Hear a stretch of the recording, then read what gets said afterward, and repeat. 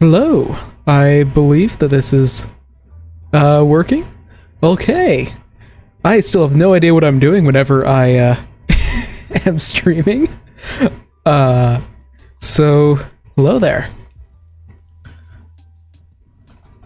Today we're just gonna be playing some Risk of Rain and just hanging out. As my computer apparently melts down. Okay. You gotta love FPS problems. They happen for me like every 15 minutes or something whenever I'm doing literally anything other than Risk of Rain on my computer. And love it when one happens right at the beginning of a stream. Let's see. Who knew that play with not a very good graphics card or computer in general is not very good for streaming. You know, sometime in the next decade I'm gonna upgrade my computer.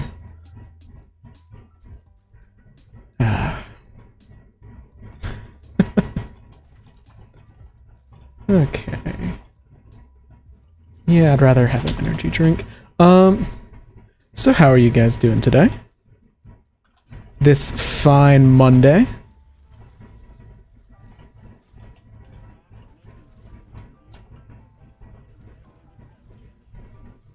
Oh, gotta love connection problems as well.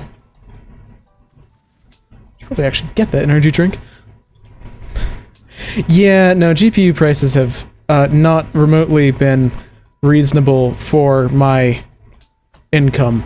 So hopefully sometime soon there'll be a remotely affordable GPU around that I'll be able to get. And boy, my computer is just dying, ain't it? It's still not doing well. That is honestly kind of shocking. Normally any connection problems that I've had have resolved themselves by now. 2 chests over there, one over here. Apparently it's still laggy, but actually it looks fine in the preview.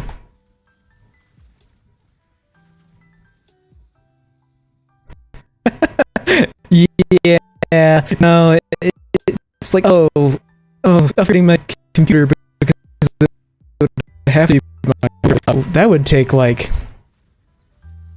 a horrific amount of money. And then it's like, well, I have to pay rent, so no upgraded computer. I do have like a 1-minute delay on chat, unfortunately, because I try to have like a delay in the... Rather, it's something where my internet connection is generally not very good. So, if there's a little bit of a buffer in between whenever I do something and then whenever it gets displayed for all of you, then hopefully there won't be as many connection problems. I prefer for a like instantaneous, super low latency, like, so I would be able to converse a little bit better. But unfortunately, my connection isn't all that stable. And hello there, Shadow. Good to have you here. I may or may not have remembered that I decided that I was going to be doing streams on Mondays about an hour and a half ago. So it just somehow managed to completely slip my mind. That's fun.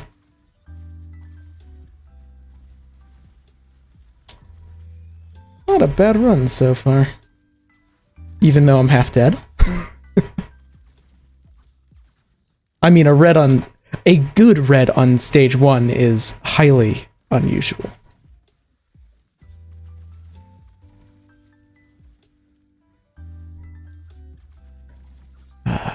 Yeah, rent's rough. Oh, I don't know what's going on. on with these FPS spikes? Oh, you know, I completely understand. And not being able to stay up late, I fall asleep at like 10 o'clock, no matter what it is that I want.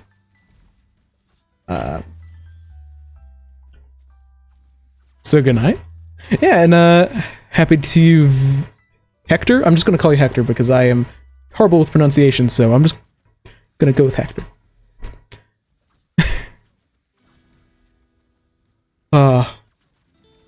Yeah. Oh, marathon of... That is... 4 days of playing 2 in a row. That is... an insane amount. All of the sessions that I'm a part of are normally like 4 hours long, just because it's exhausting to GM. I mean, I'm not the GM, but it's also kind of exhausting to be a player sometimes. There are some sessions where you just get to the end of them and they're like, yeah, I need to take a break.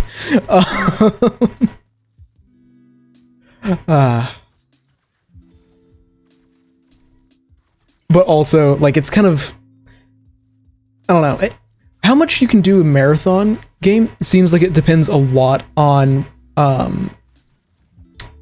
the... like, what exactly you're running, and if... on what you're running and the GM style. Like, if you're very improvised, it seems it could be a lot easier to do. Yeah, I don't know. I really don't know why, Hector, but I saw, like, the last name first, or, like, the second part of the name. I was like, that's a Pathfinder name. Like, in case people have not read, like, APs, Paizo really commits... What is going on? It's not usual that this many, like, moments where my PC feels like dying.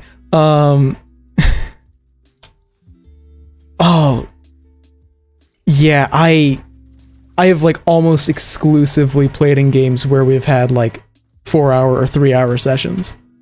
But I've also almost exclusively played online, so... and online with people in different time zones, which can make super long sessions super hard. But Pathfinder names are silly.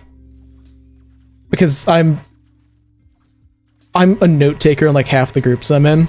So, like the dedicated note taker for the group, and I feel bad having to constantly ask the GM, how do you pronounce, or not, how do you pronounce that? How do you spell that? And then it's like, oh, their name is Karen, and it's spelled with 2 I's and an O.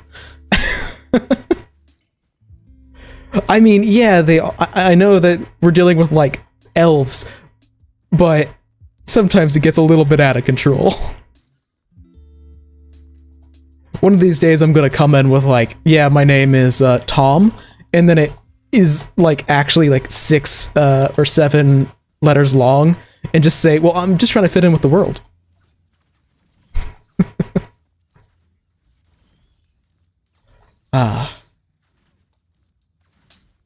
Just, yeah, names are weird. Like, I am incapable of naming my characters anything that is remotely long, because I just, one, am going to come up with a nickname for him to make it shorter. So, like, and 2, I'm just bad at remembering names. I am horrific at names. My computer just happened like this.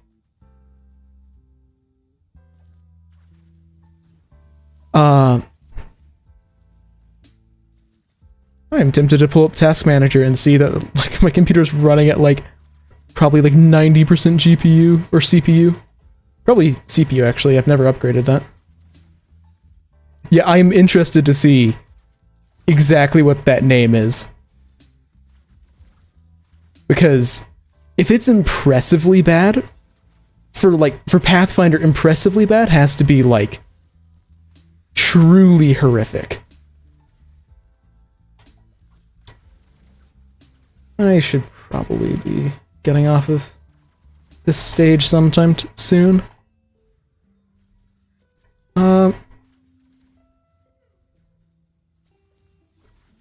Let's get a couple of these chests and let's get out of here.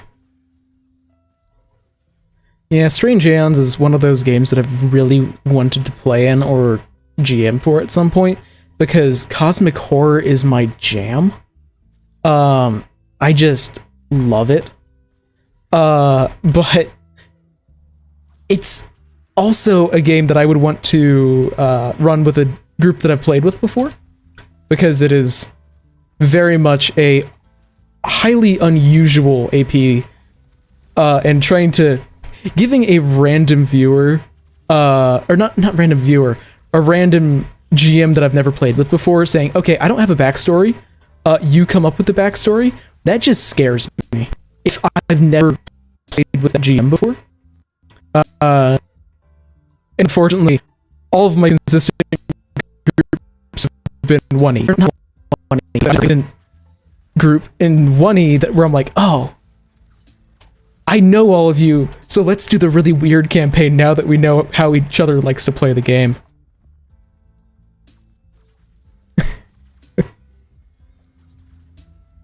Oh, that is a...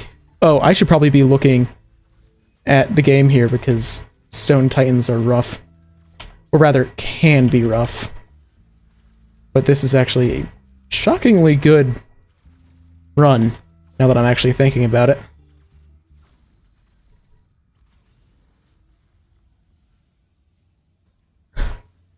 Yeah, like, horror APs and horror campaigns are just fun, but that might just be because I like horror. Which is, sorry, I like playing horror Pathfinder.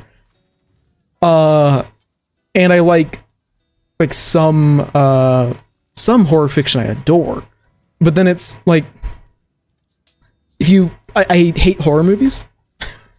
I don't like playing horror video games, but the instant you're like, oh, but do you want a horror, like, tabletop session? I'm like, oh, hell yeah. I don't know why there is a distinction there in my mind, but there certainly is. I guess it's because in Pathfinder, it's horror, but you also know that you're going to end up stabbing whatever is horrifying. Yeah, like, I used to not think I was a huge fan of horror, and then I haven't finished it, but I started listening to the Max Archives podcast. What is computer is just not say,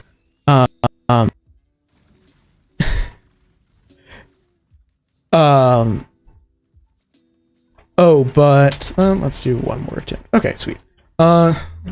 Well, that was a very bad Shrine of Order. Or not Shrine of Order, Chant Shrine. Yeah, but I wasn't really all that into horror. And then, for some reason, I saw a recommendation for the Magnus Archives podcast, which I still haven't finished. And I was like, oh, well, that sounds interesting. I'll give it a shot. And then I binged, like, 120 episodes in, like, 2 months. And, very, very good podcast, and I don't know why I haven't finished it, really. But very good. If you're a horror fan and you like cosmic horror, I highly recommend it. I haven't finished yet, but it's very, very good. Just super well-written cosmic horror that made me think, oh, actually, oh, it's not just TTRPG campaigns. Although I do think that in Pathfinder, the fact that you can just beat the crap out of whatever is scaring you, assuming that you roll well, is very useful in the fear factor. Like, yes, this is very scary, and I can accept that fact, because we're gonna kill it.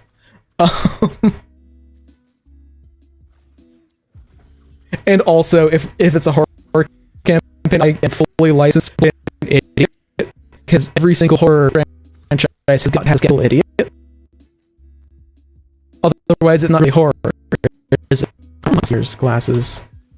considering the primary I'm using. I want crit chance rather than insta-kill chance.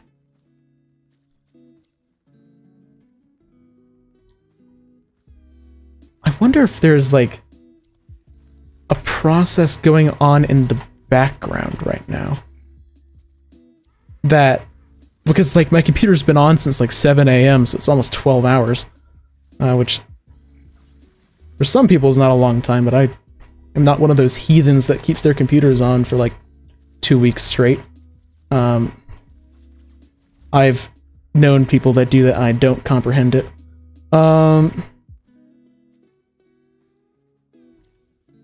Yeah, I basically know nothing about Curse of Strahd. I mean, I know that it's like one of the big, obviously it's one of the big 5e adventures that's been written, and a lot of people play it because cool vampires. But I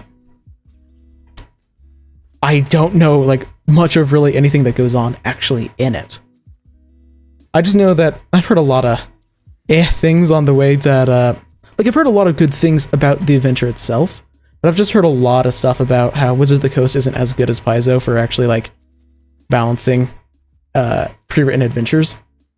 Which, I mean, fair, it's harder to balance a pre-written adventure for 5e, but 5e, or rather 2e is just very easy to balance, because it's with that in mind.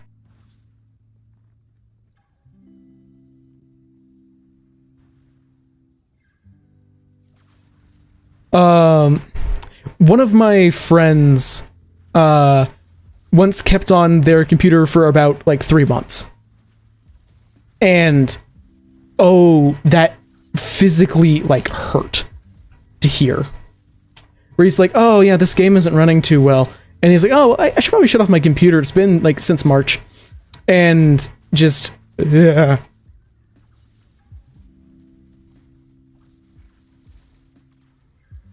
Yeah, it's kind of funny. Like, I really like cosmic horror, but for some reason, I've never actually got around to, like, reading anything. Like, I've heard a lot of recommendations for stuff like House of Leaves and Annihilation. Those are ones that I really want to try because I've heard such interesting things about them. Not necessarily good, because they're horror, and it's gonna be... If it's gonna be horror, it's not necessarily good. It's just gonna be freaky as hell. But those are, like... I love cosmic horror, but pretty much my only exposures to it has been in, like, conceptualizing and, I don't know. I'm pretty much a cosmic horror newbie, but it's, I don't know, it's fun. Psychological and just creepy shit is fun.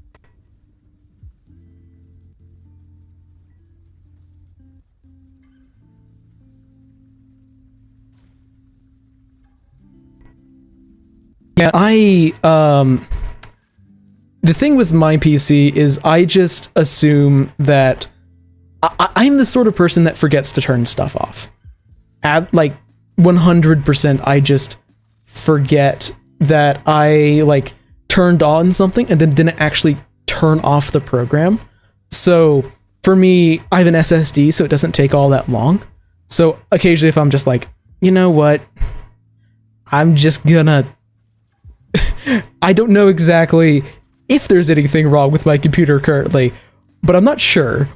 So might as well just turn it off and come back and see if that did anything. Because, good lord, this computer is kind of a piece of shit. But I love it.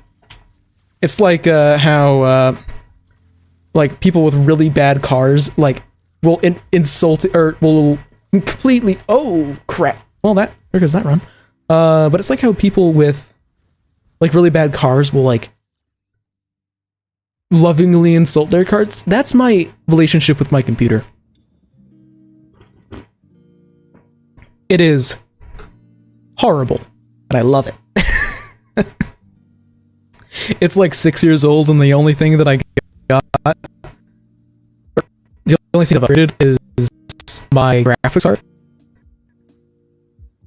And that was, oh god, that was like, it's like 7 years old. And it was a pre-built PC because I bought it when I was like 15 and I was lazy and I didn't want to figure out how to actually build it, which was dumb in retrospect because you can totally build a PC. It's not that hard. It's figuring out what to buy is the hard part. But it was still under warranty from whenever my graphics card broke. So, we called up the place that had built it and we're like, hey, this is still under warranty. Can we get a replacement card so we don't have to buy it? But we had bought the lowest end version of what they sold, and they were no longer keeping, like, the PC building place never, no, whenever I upgrade my computer, I have to upgrade the PC. Like, I forget what my CPU is, but it was bad like 7 years ago. So, absolutely, I don't know which one it is, but I'm probably, if I upgrade either my CPU or my GPU, either one is going to be the bottleneck. I have a 1050 Ti for my graphics card, and I got that because whenever I was going to be, boy, this is a rough night.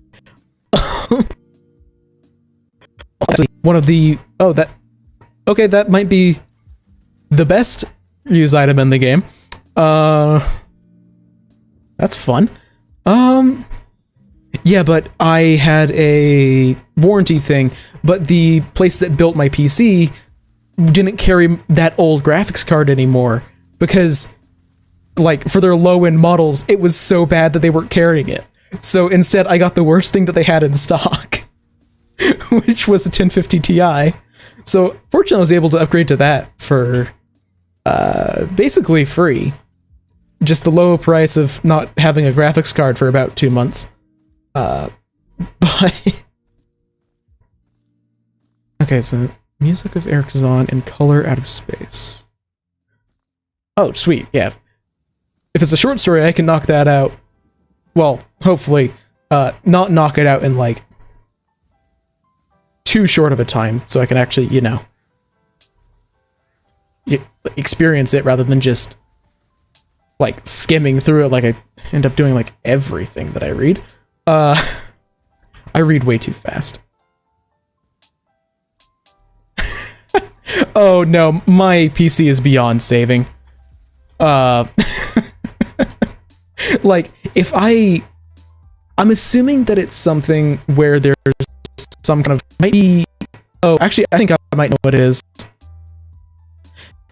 I think I know what this is. Is this the first time that I have done, like, the whole IE model that's moving around? Doing that in the background while I'm also playing a game and also while I'm streaming. And I'm assuming that it's the combination of those three things. So my computer just might not be good enough right now to be able to do that rather than, like, the reactive PNG I was using for previous streams. That is probably it, actually.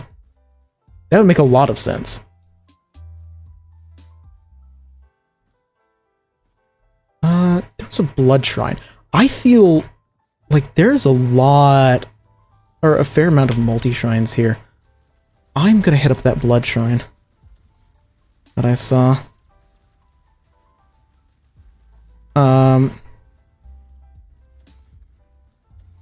And because there's a lot of multi-shops, and I have the card, I can get a lot of items on stage 1. And I have Bungus, so I can actually heal up and get a lot out of the blood shrine.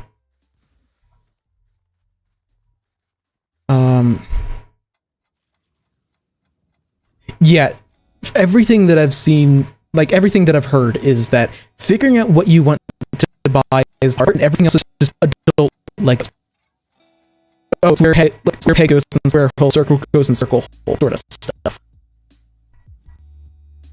Boy, I would love it if this didn't keep on happening.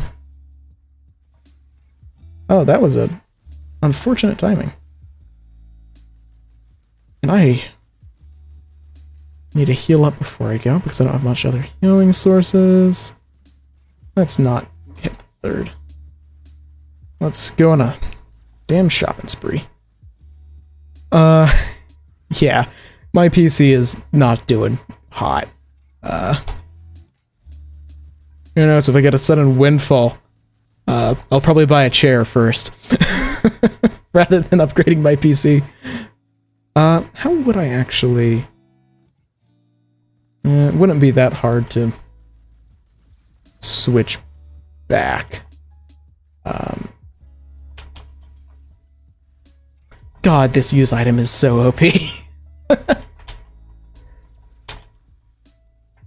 Let's just give you a passive gold reduction on every single use for gold, on top of letting you get everything from a multi-shop. That's totally balanced. But I should really be getting out of here.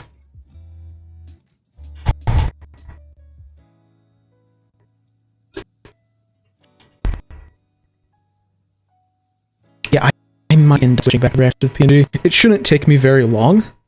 I'll probably do it after this stage is done, just to see if that helps improve things. Because, yeah, the current pausing every minute is bad. Oh, yeah, no. Yeah, gamer chairs are a scam.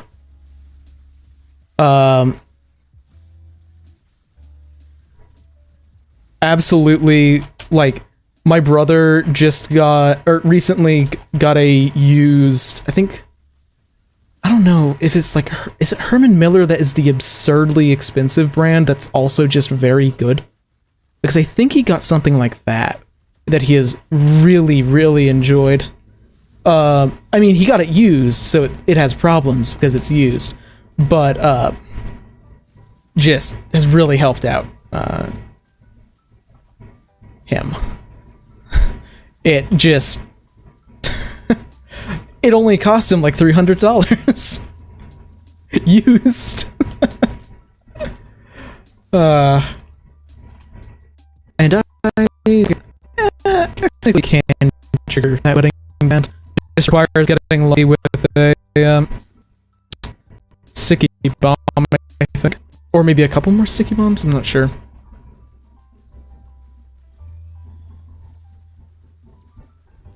Yeah, I have pretty much just accepted that pretty much everything that is, like, gamer branded is probably not as good as something of an equivalent price that is not gamer branded.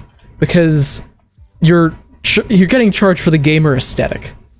So, like, a gamer mouse is probably not going to be as good as a, you know, thing that doesn't look like it's trying to come out of a sci-fi novel. Also, I will quickly try and set up something that doesn't feel like it's dying constantly. But where actually was that folder?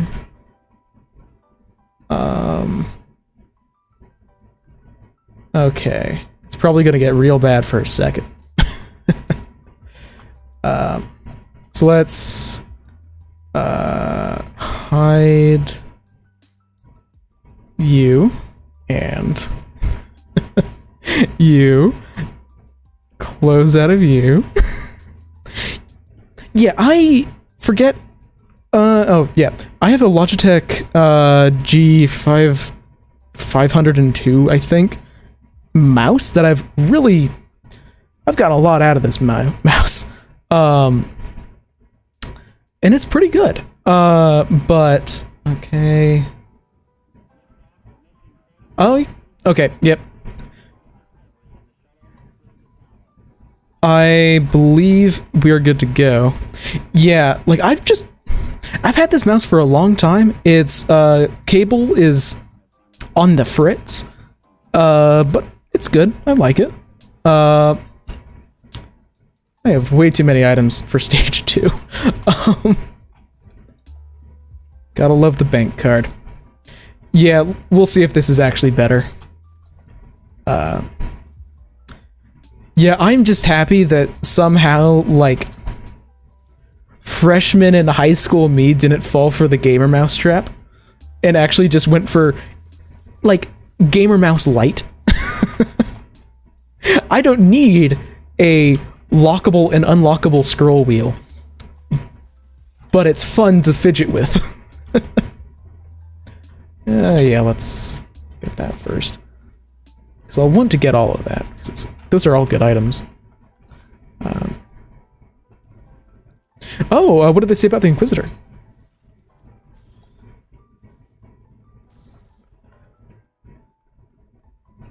Ooh. Oh, that. Oh. Oh no. I am looking. When it is Gen Con this month or is it July? I genuinely can't remember, because time is a illusion and calendars and dates are for chumps. Yeah, I never got like the chance to actually like sit down and play a Inquisitor 1E, but they were absolutely one of the classes that I really liked the idea of. I just never got the chance to actually play one because I have only so many chances to actually play 1E. But just the whole judgment system is just rad. Also, I don't know when I started saying rad as like an actual word and rather not trying to be ironic, but rad is just cool. Like, oh, I saw someone on I think it was on the Pathfinder 2e subreddit where someone was describing how they would want the Inquisitor to be implemented, where it was, I think, reactions that they could trigger, like, oh, you have done X, or like, oh, you've attacked my friend, therefore I will buff myself for attacking against this one person, and it lasts until I activate another judgment. Where it's a reaction skill-based class, which would be very cool because we don't really have a skill-based caster. We don't even have a skill-based bounded spellcaster, which Inquisitors should absolutely be a damage-focused bounded divine spellcaster. Although, what book do you guys think that like, what book do you think that an Inquisitor would actually be in? Like, would they be in another book about the Divine? Because we already had Gods and Magic. I mean, I would like for another book about the Divine, but I'm also hoping for just a, here's a book full of general and skill feats, you're welcome. So, I think I might have gotten cut out, but like, a long time ago, so like 4 months, which is really not all that long, but it feels like a long time because I've only been doing this for so long. I made a video on what like I'm hoping for in the future, and I think I talked about the Inquisitor in there, and I think I somehow managed to come up for like some like half-assed excuse for why it would be in a book with a bunch of general feats, because there needs to be more general feats. They're just good. Oh, I would love for Paizo to start doing like Fast and Furious style titles for their books.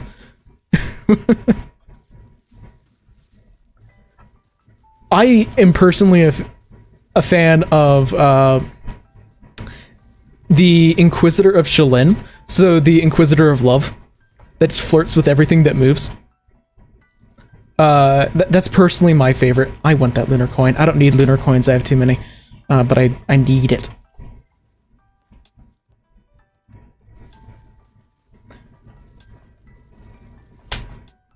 Yeah, and I feel like it'll be easier in 1E for them to not let Inquisitors just be completely over-the-top damage machines like they were in 1E.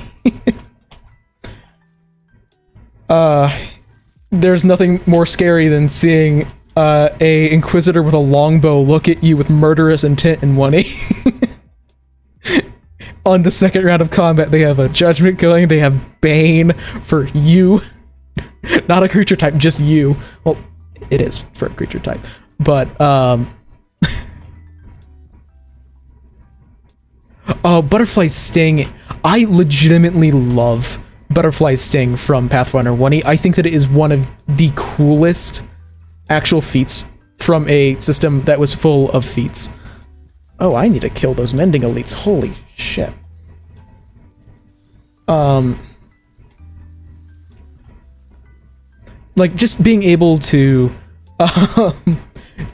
shift around, being able to shift around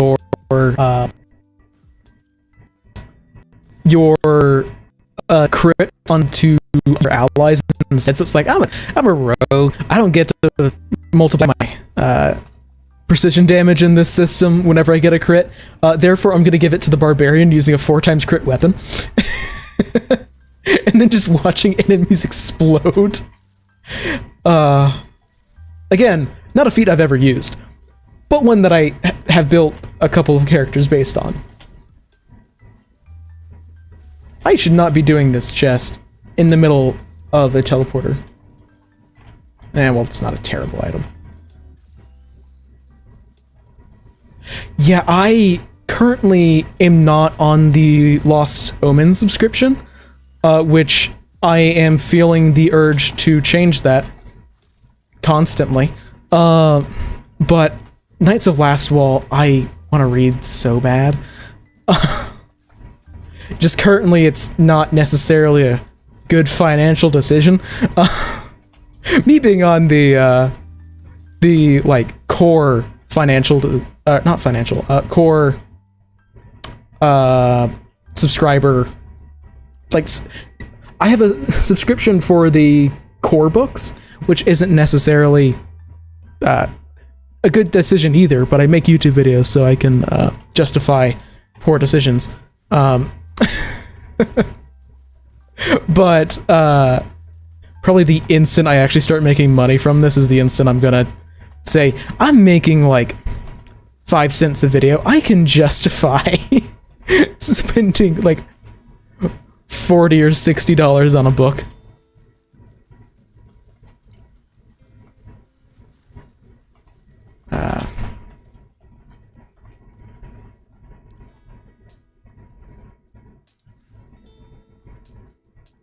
Yeah, Paizo, the more and more I experience with Paizo, the more and more I'm convinced that Paizo goblins have become the mascot of the company, not because they are very cute, but because they are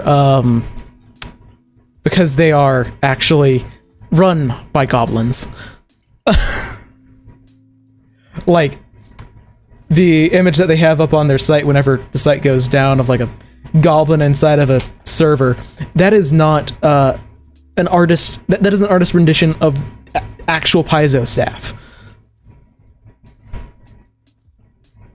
Yeah, I don't know how, but I managed to get the Book of the Dead ludicrously quickly.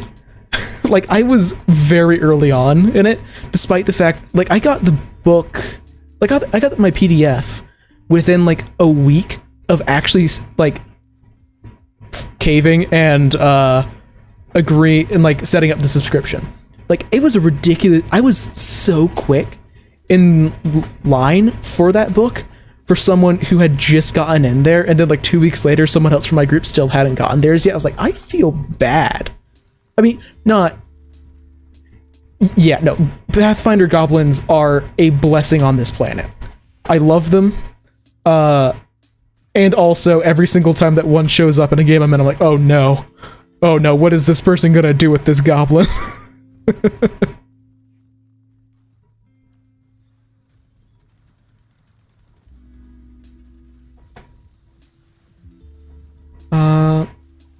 Let's see. Yeah, I haven't heard really all that much outside of a couple of things from the Knights of Last Wall, but I would be a bit surprised if there's an item to give, like, just a flat bonus to hit to casters, just because that I feel like I would have heard more about. But I can definitely see from that book in particular, like, a bonus to hit on Searing Lights versus Undead. because that would be very on brand.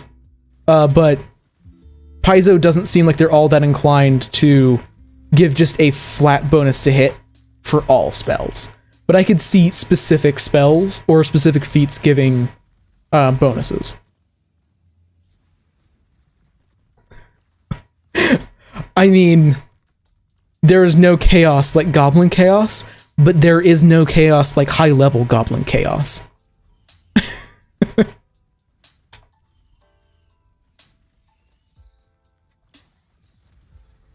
Although it is kind of funny because, rules as written, it is actually harder. The tighter, I feel like goblins should have a penalty on squeeze checks, honestly. Yeah, they're a small-sized creature, but have you seen their heads? They're not going to be able to fit through anything with those. Oh yeah, no, the Shadow Signet is really cool in that it is not actually a direct bonus on attack rolls, but it really gives a bunch of bonuses for recalling knowledge. So it's like, if your GM is kind and allows for you to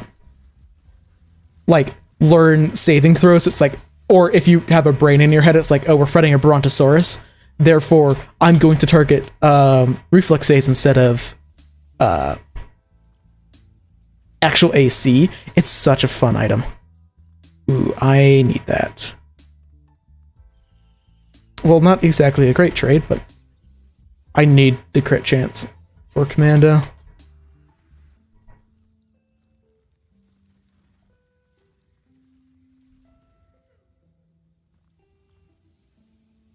Oh, I keep on thinking, oh, sweet, equipments.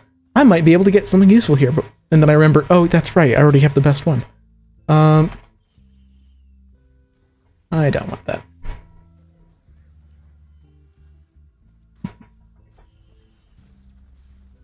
Yeah. I think I'm still hoping for a ultimate wilderness equivalent.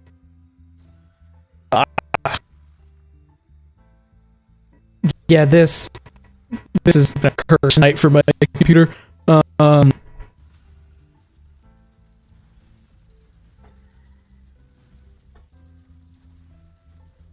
10% crit chance and heal on crit, not bad, but could definitely use some lenses or some AoE. Goddammit. Yeah, no, I feel like it is best to be generous with recall knowledge and just ask what people want. Or oh, do you want a special attack, or do you want a special defensive property, or do you just want to know what their worst save is?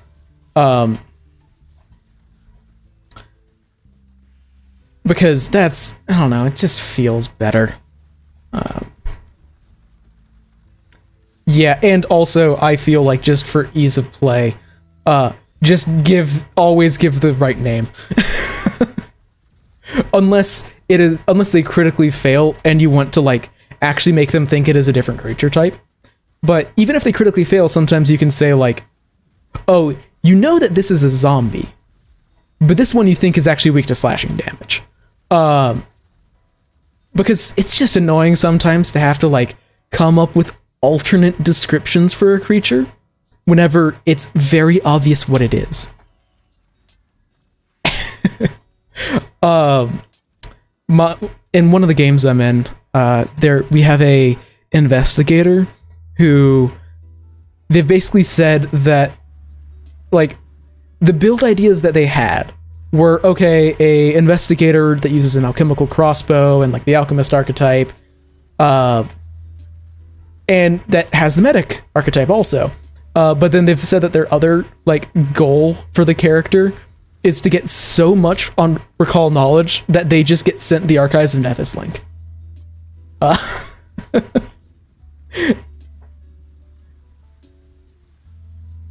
And apparently he can track all of the combats that we've had in this campaign in chronological order by looking at I hate larvae so much. Stupid little banelings.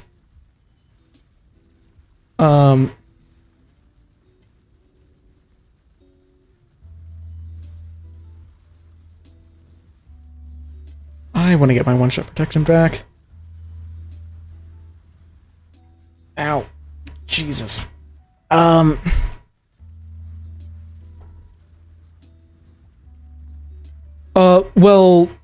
they actually talked about the cryptids, and there aren't actually necessarily going to be like cryptid stat blocks so much as there are going to be cryptid templates. So if you say, oh, well, I want there to be like a Sasquatch or something that is like a cryptid, you apply a stat block to a different monster. Now, there might be some cryptid, like actual just like stat blocks of unique cryptid creatures, but it's mostly going to be templates that are by pre-existing creatures, which I understand because it's mostly meant to like be a PC book. So having like 30 pages of stat blocks, get out of here, Hellspawn. Blazing larva. Fuck that. I'm dead.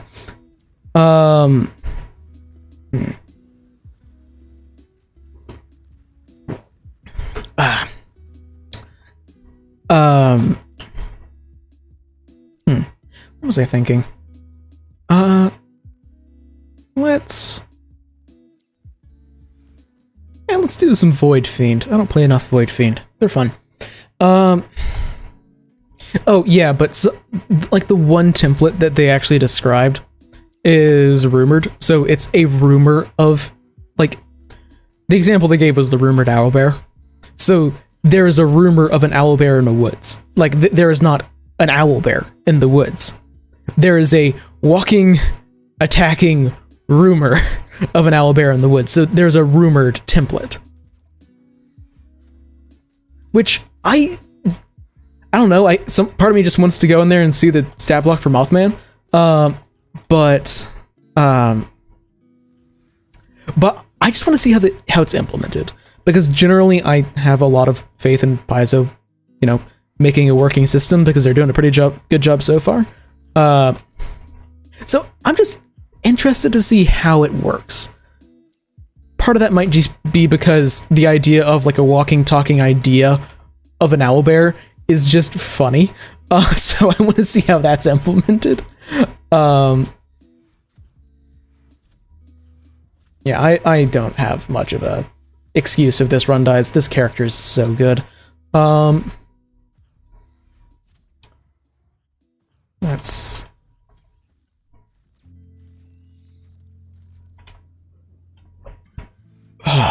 I am so excited for the Dark Archive, and good lord, that stream is gonna...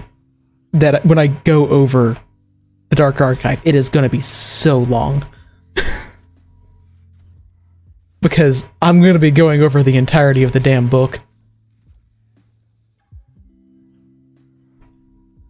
Yep, good luck with sleep, because I think you said it's past midnight for you.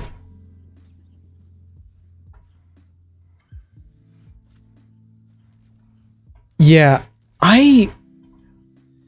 honestly, the cryptid section of the Dark Archive is the one part of the book where I don't know what they're going to be doing with it. It's the one part of the book that I don't know a lot about, which, to be fair, is fitting for cryptids. So I'm just interested, because it's like, okay, Mindscapes. I can understand how you're going to be doing Mindscapes. Because they're Mindscapes. There have been enough weird-ass dungeons in the history of Pathfinder and psychic duels from 1E that I know how they're going to be doing it.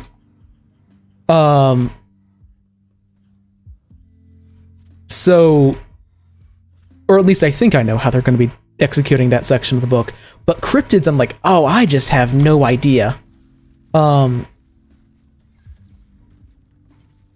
So I'm just looking forward to that book so much. Like, I know that it's not necessarily the most fitting, but probably the next campaign I'm going to be playing is Outlaws of Alkenstar, that I'm looking forward to so much. And I'm totally going to be playing a thaumaturge. If I can get away with it, I might be getting like every single one of my character options from the Dark Archive just because recency bias is fun.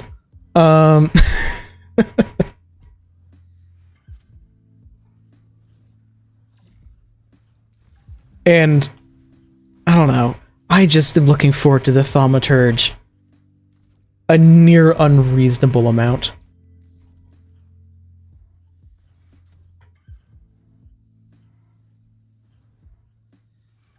Because I basically exclusively play martial characters, but I like playing magic martial characters. So what about the class that is a martial class that likes to pretend that it's magical?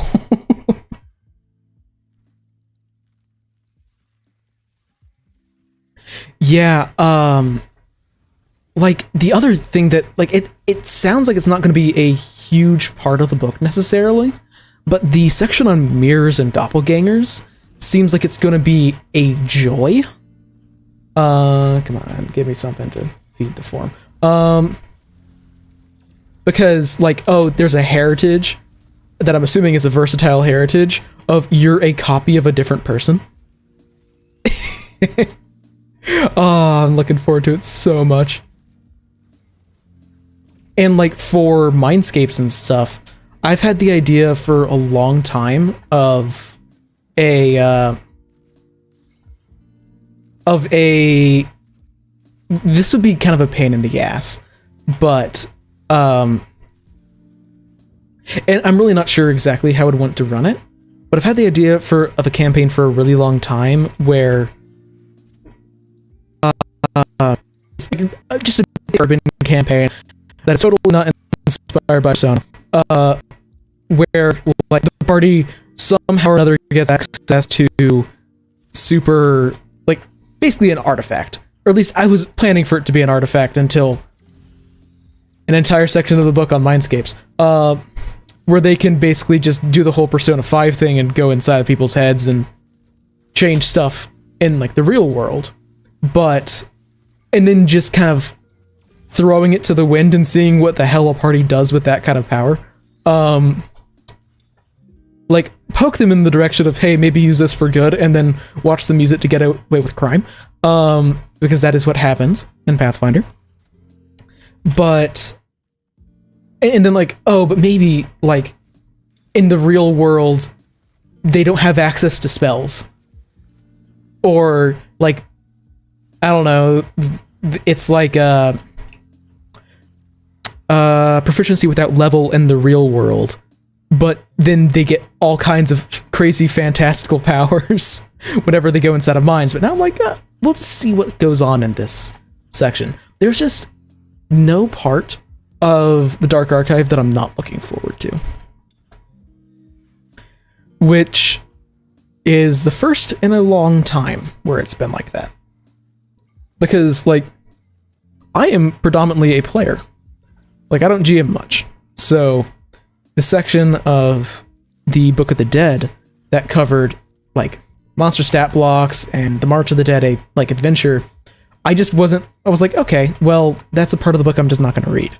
Because I don't want to get spoiled on the stat blocks of things that I might end up fighting. And I might end up playing this, like, adventure at some point. So I'm not going to read it until, like, I know I'm not going to be playing it. I should not be saving up for it.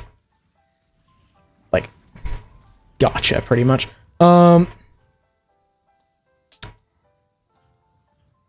that's a expensive boy.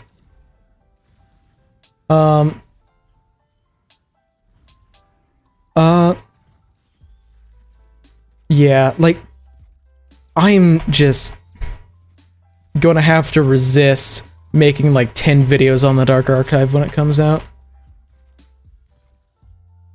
Because, Lord, I'm looking forward to that book. Although, oh, I am so excited in, like, an unreasonable degree for the Treasure Vault. Because, yeah, it's not as exciting as the Dark Archive. Because it is loot. compared to like traditional player options. But loot fun.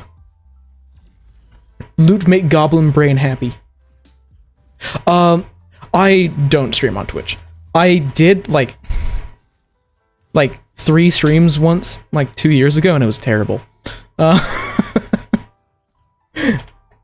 Headset microphone, no audio filters, nothing.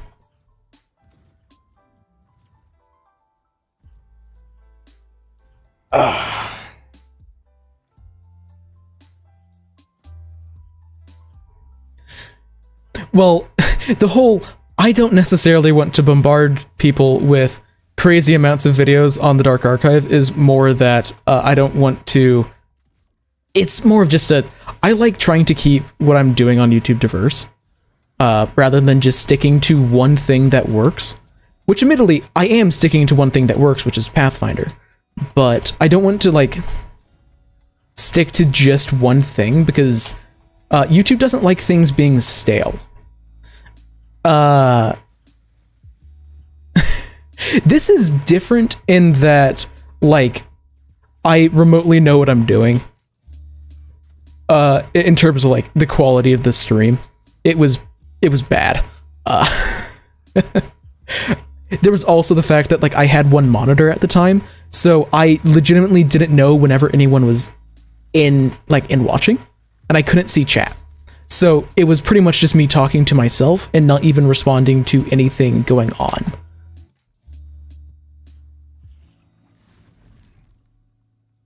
Oh, yeah, transitioning an alchemist from 1E to 2E would be a bit hard because, like, alchemist in 1E is you are, like, Dr. Jekyll and Mr. Hyde, pretty much. Just like, I drink a potion and I grow claws. Or, like, ridiculous over-the-top, like, alchemical changes to the human body and whatnot, which isn't really there. Like, I feel like the Alchemist changed a lot between editions. And I don't feel like all that qualified, really, to say whether or not those changes were for the better or for the worse, because I've never played an Alchemist. So... yeah. And absolutely, like, some of the, like, me saying that my original streams were terrible is the fact that I'm very self-critical. But, basically, if you watch my first couple of videos on this channel, they're, like, up. It's that kind of quality where just the audio quality is shit. So... because I legitimately didn't know how to balance audio until about probably like maybe 2 months into making videos, which is bad because audio balancing is probably one of, if not the most important things about making videos, because at least everyone is going to be listening to you. Not everyone's necessarily going to be watching what you're doing, especially with the kind of stuff that I make. But yeah, you have to make sure that people can actually hear you over your music.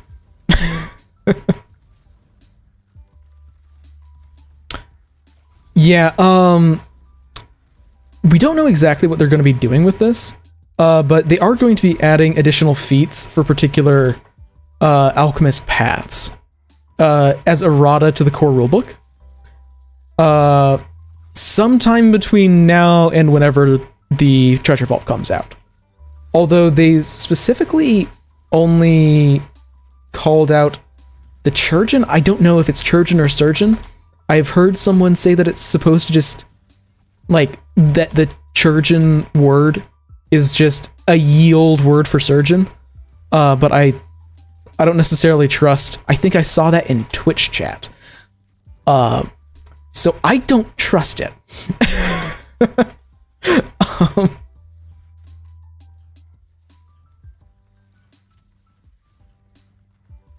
Yeah, honestly, the reason why I am streaming on YouTube instead of Twitch is because Twitch is really, really bad for finding new people. Like, what is the word for it? There's like an actual term. Discovery. Basically, Twitch shows you people that you have already watched. And people go on Twitch generally to find people that they already know or have heard about. So I already have like a fair amount of subscribers on YouTube, so I don't have to deal with that very much. So that's pretty much the reason why I'm streaming on YouTube instead of Twitch, just because people will already be shown the thumbnail here. In which they will not necessarily even find me.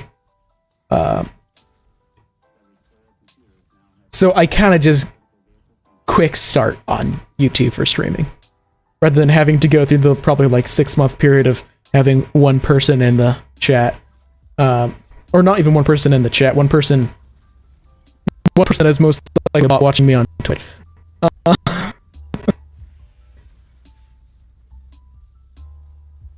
Yeah, I've never really known if I'm saying surgeon right, because weird ye old words are just funky. Like, something that I don't personally agree with, but apparently there's an argument to be made that the word trebuchet should be pronounced trebuchet in English, despite the fact that it is pronounced trebuchet in French, because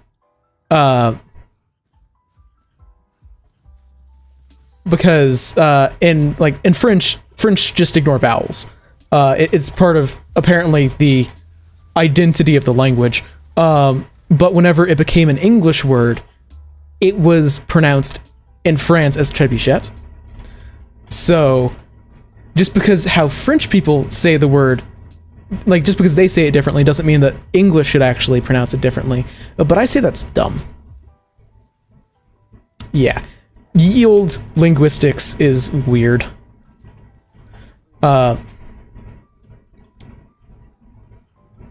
Yeah, YouTube is better,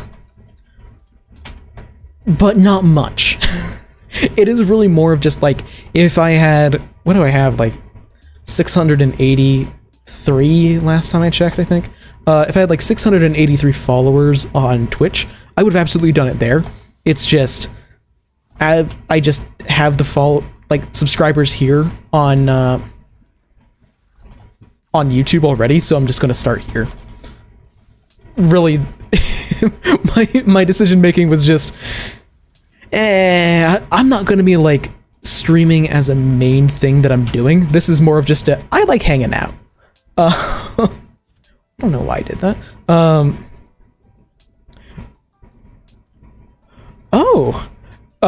Pardon me for the horrible French pronunciation. I can hardly even pronounce English, right? So, I'm not even gonna try with French. Well, I'll try and just not expect very good things. I mean, I try hard enough to not sound incredibly Southern. Well, I've never sounded incredibly Southern, but that's only because I've tried my entire life.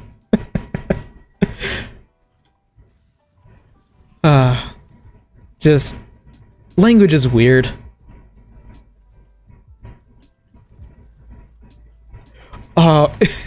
Kind of speaking of Southern stuff, it's kind of funny because whenever I was like starting, like thinking, okay, I'm gonna make like YouTube videos for Pathfinder, I was thinking, okay, well, I want something to say at the beginning of every video that is like just a me thing, so people know it's just every single YouTuber has a greeting, and I wanted to like actually think about mine before I actually,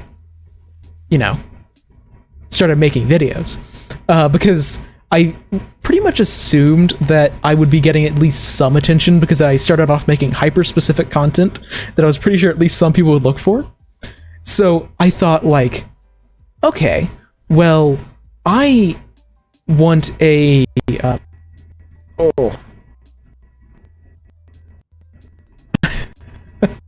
oh gotta love lag spikes. But I thought, okay, well, I'm not Southern, but I am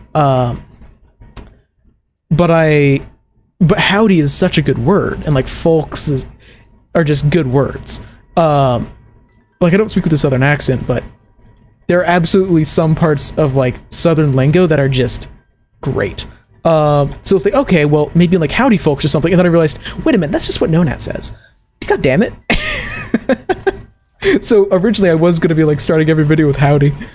Oh, in regards to like Twitter and Discord and stuff, I am horrible at social media. I just forget that it exists. I have not logged into, like, I made my Twitter account, and then like I have a Facebook that like a personal Facebook, and I haven't logged into it in like 2.5 years. So I do have a Discord, but I just know for a fact that I'm not going to use it. Like, or rather, I do use it, but I am not going to be making like a Discord channel or something, because I would want to be moderating it myself, and I just know that that is a route to insanity, because I am horrible at remembering to even like check Discord for like personal reasons. So I'm just not a social media guy, which is kind of weird, because I make stuff for YouTube. Let's see. Yeah, no, the thing that I really like about the heritage that is basically a copy of someone is that it is not, you are a like mirror duplicate of someone. It is, you are a duplicate of someone. You could be a actual doppelganger. You could be like a pile of flesh that just decided it wanted to look like someone else. It seems like it's going to be really interesting. So it's not just locked into, you're a reflection in a mirror that stepped out. Although that is probably what I would do with a character with that heritage. Also, I desperately want like someone to like, for there to be an adventuring party that is just, okay, so we've got like a dad, and then we have another party member that is their son, and then we have and the dad and the son look almost exactly the same. They're elves. And then we have like the son's twin brother that looks exactly the same, and then you have the mirror duplicate of one of them, and everyone just assumes that they're like quintuplets. Like, it just offers so much room for shenanigans. I am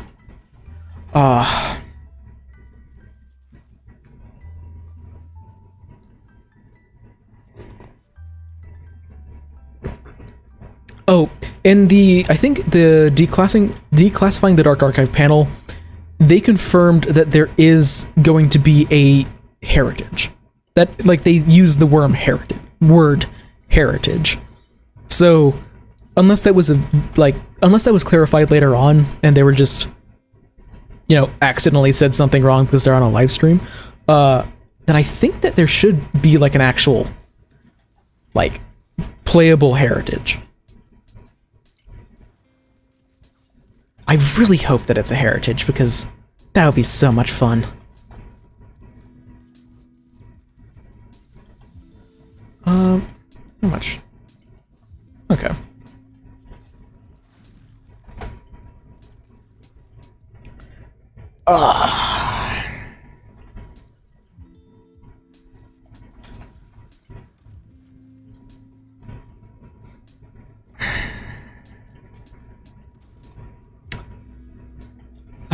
I love like going on a walk and then thinking, oh well, I should really stretch, or going on a hike, sorry, and then thinking I should really stretch after this, because it was a very long hike, or it wasn't even that long, it was just strenuous.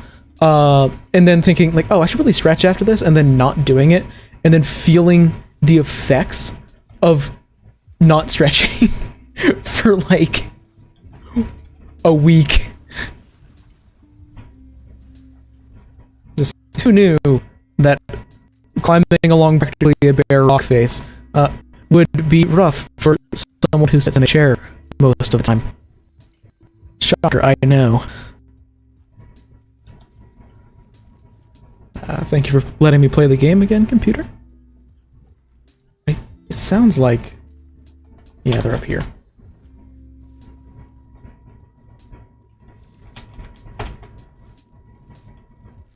I really should have let the Royal Capacitor do the first big shot.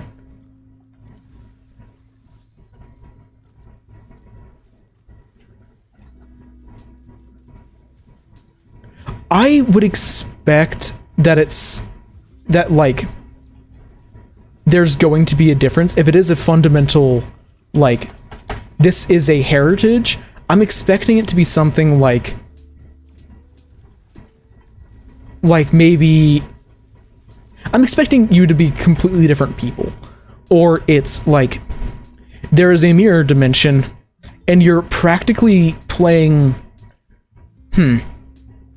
I think the way that I would personally design a heritage that is based on being a mirror of someone, I would personally flavor that as you're not that person.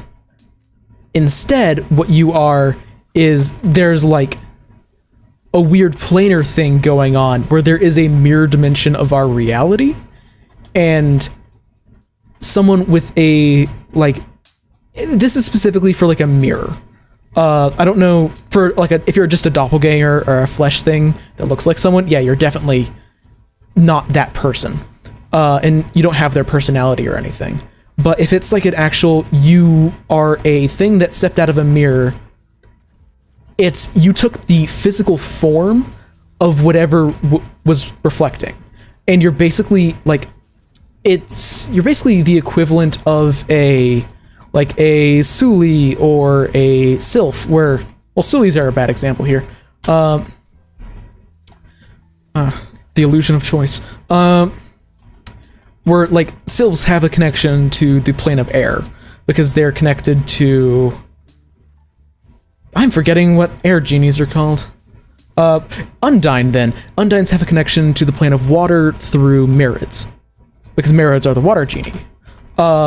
So I'm imagining that these mirror people would have a connection to, like, an alternate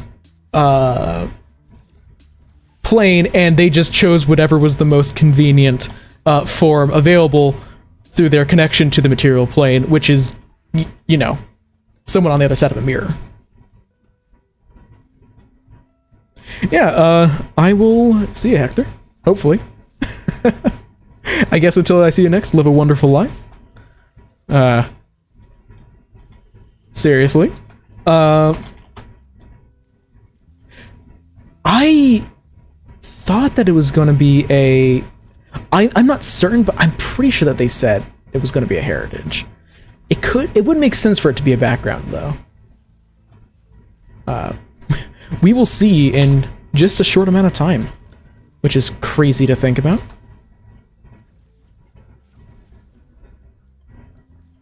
I should really check how much the legendary chest is, because I'm not happy with my only legendary on this stage being a happiest mask. Having to rely on the poor AI in this game is unfortunate for a red item. Yeah, let's just go over here. So chest there, just there, okay. So 4,047.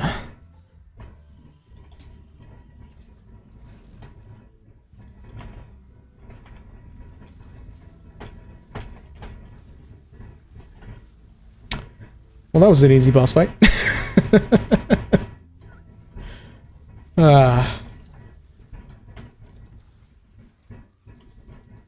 just have to get up to 4,000.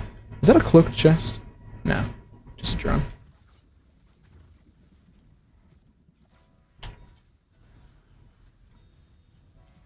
Ah, this game can get hectic sometimes.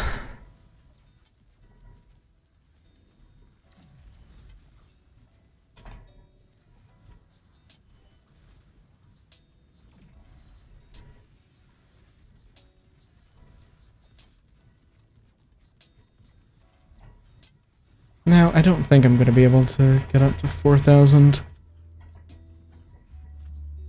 just from basic spawns. So, that's 71, yeah. Let's farm some gold.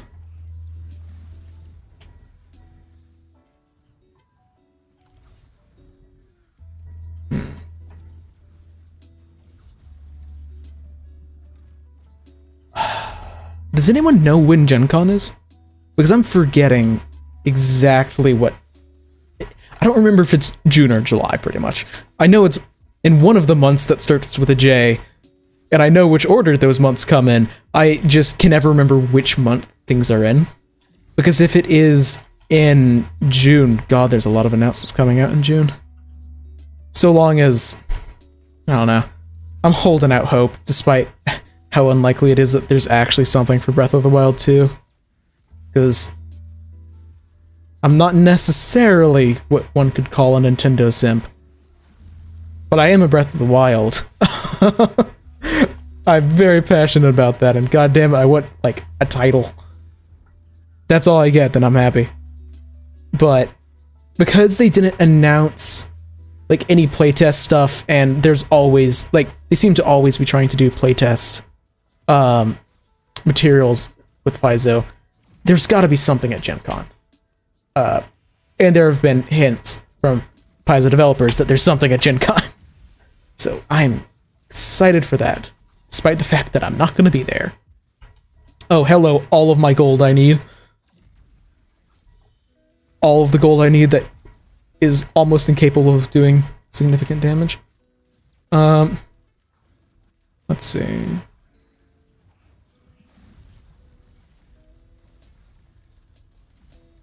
Oh, that would also be another amazing, like, story for a mirror duplicate of someone that is literally just a mirror image.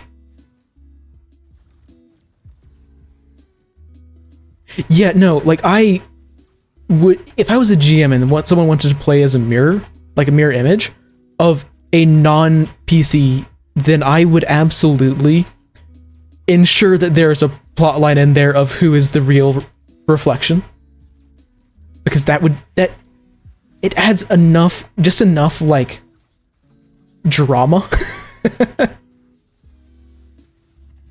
Well, not like it's like, oh, who knows who is real or not, would just be a really fun, like, I hope that it is vague enough that you can use whatever explanation you want for your individual reflection. I'm just going to call them reflections.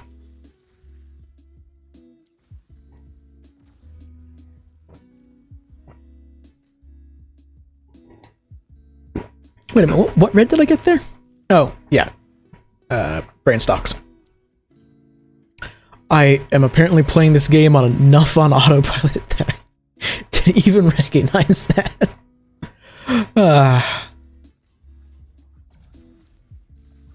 Sometime soon this is going to become my top game of all time for playtime. Not today, though. I think I need another, like, 30 to top Terraria.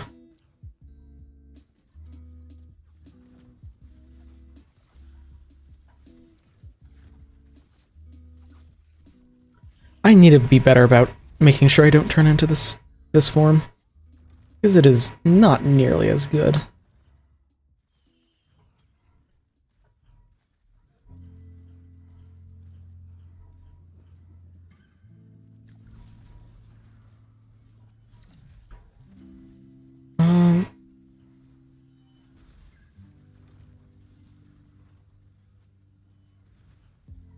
I would really appreciate some more movement speed items. I feel slow as all hell.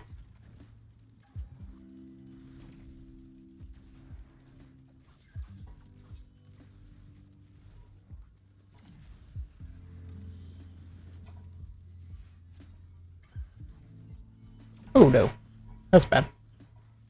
That is bad.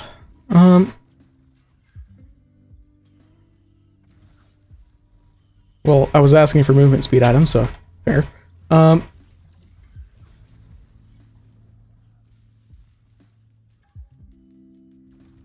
Oh, that... Yeah, that overshot that a bit.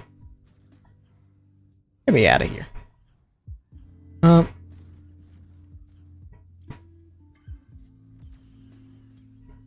Something good. Okay. I need a ukulele. Very badly to get this run under control.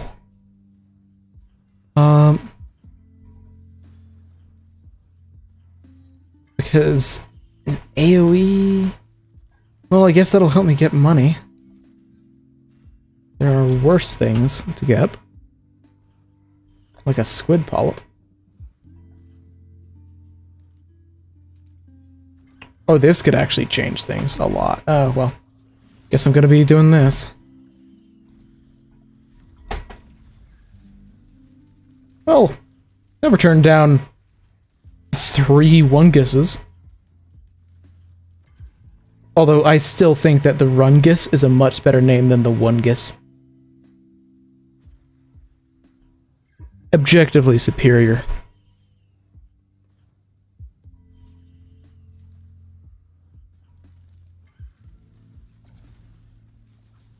Now, what did I actually get from that? Transcendence. Ooh, how much healing do I have? Oh, no, I have 3 Wungus. I am absolutely better off without Transcendence. Oh yeah, and now I don't have to worry about accidentally turning into the corrupted form because I'm getting healing. Yeah. No credit card. So not grabbing anything there.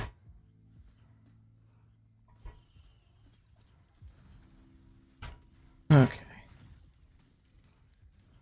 Let's see.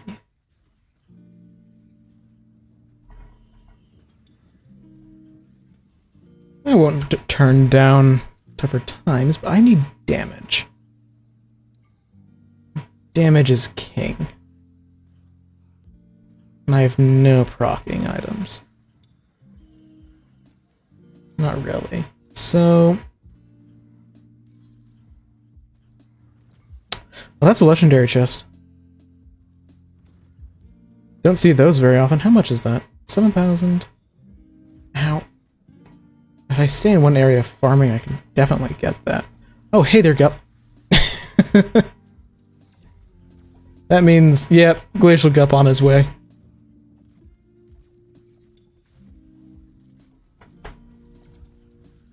Gup.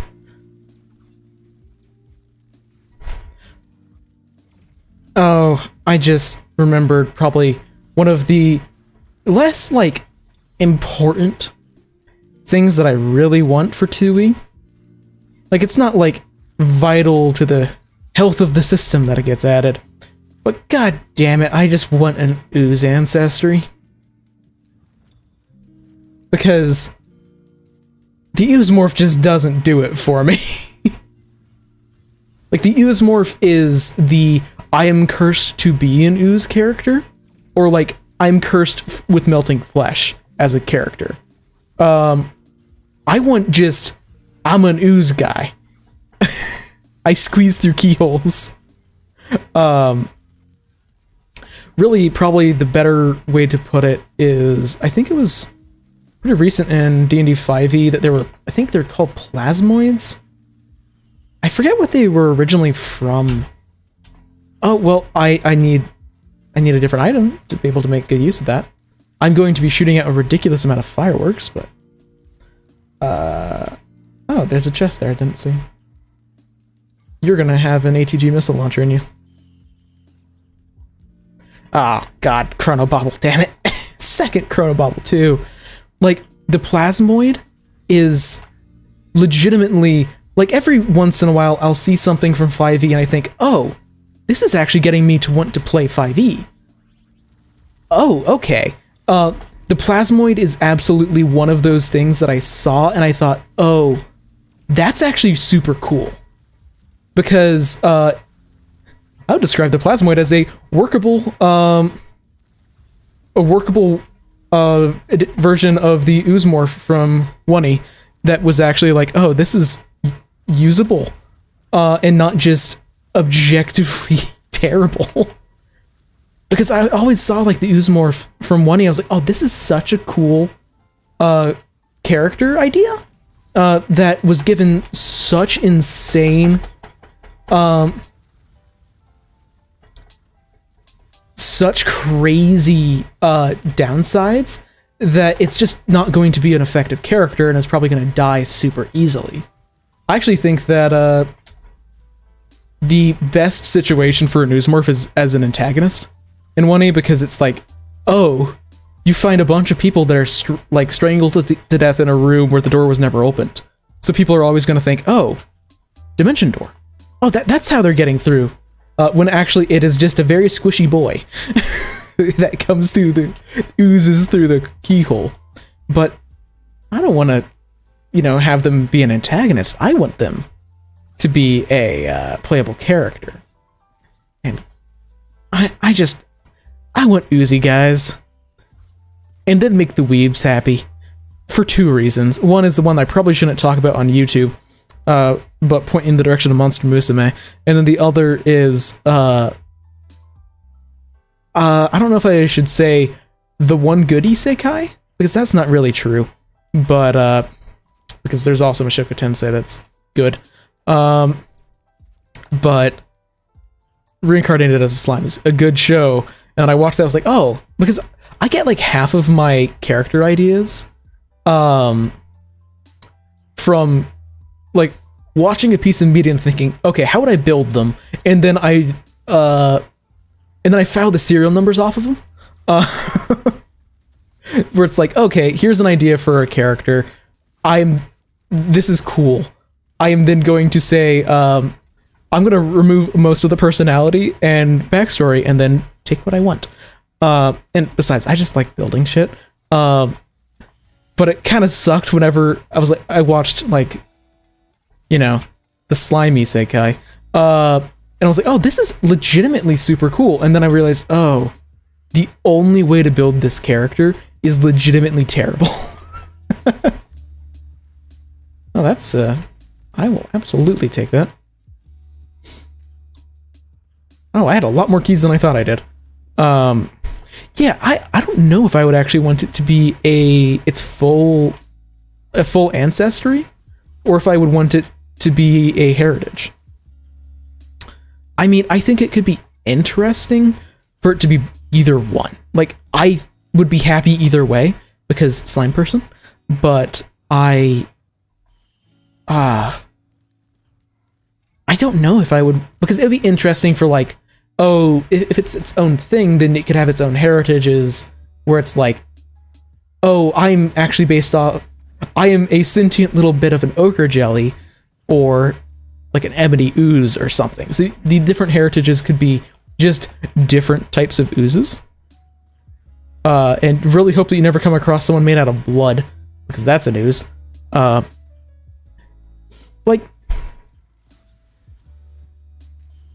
oh, yeah, like, I don't know. I feel like oozes just need some love because they're such a fun,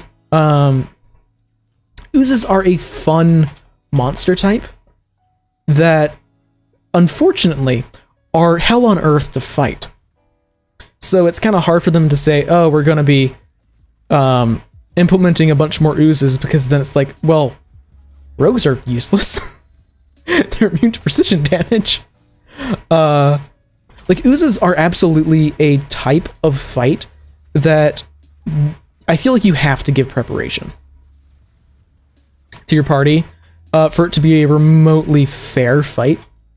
Because, like, a lot of oozes are just straight up immune to, like, slashing damage and precision damage and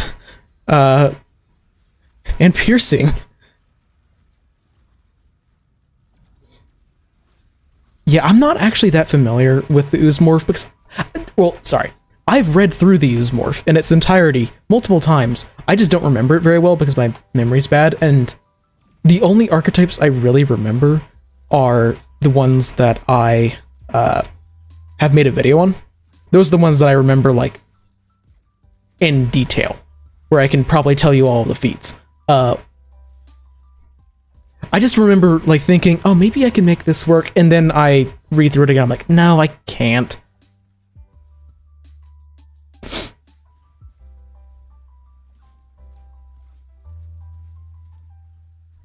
Like, it feels like the Oozemorph is...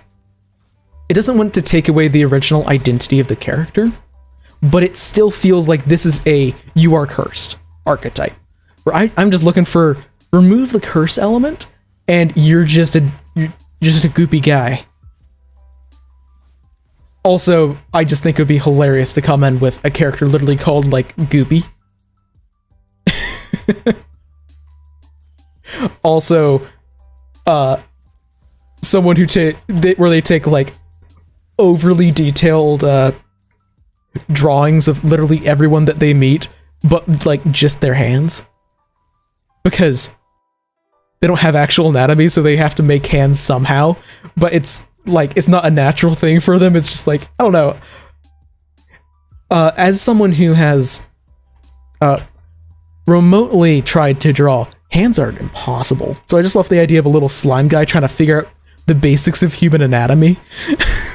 Because there's nothing there for it to base itself on. There's just so many fun possibilities when it comes to that type of character that I just really hope that Paizo at some point does implement them somehow. I don't know what book that would be in. I am really just... I'm hoping for a book on... we're at the point where I should probably do this. Like... What am I thinking? Whatever thought it was just vanished out of my head.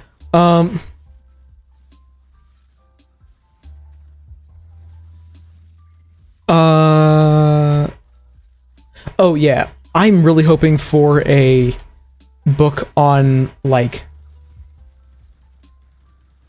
what would it be? Basically, I'm hoping for Ultimate Wilderness V2 from Wake, where there's, like, a new version of Shifter that's good. And then in there could be rules for there could be rules in there for ooze people. Are there... I'm forgetting if there's actual, like, a pre-existing race from Pathfinder 1E of ooze people. Because that could be fun. Oh, that's a lot of fellas.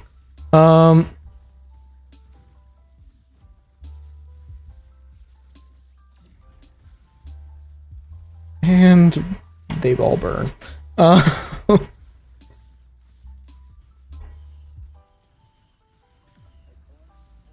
I'm not really in a position where I can... Okay, that's the Beetle Queen down. I mean, there's gonna be less beetles around so I can actually get my void item. Oh, void sense flame. Thank you. I would prefer to have my explosions starting sooner rather than later.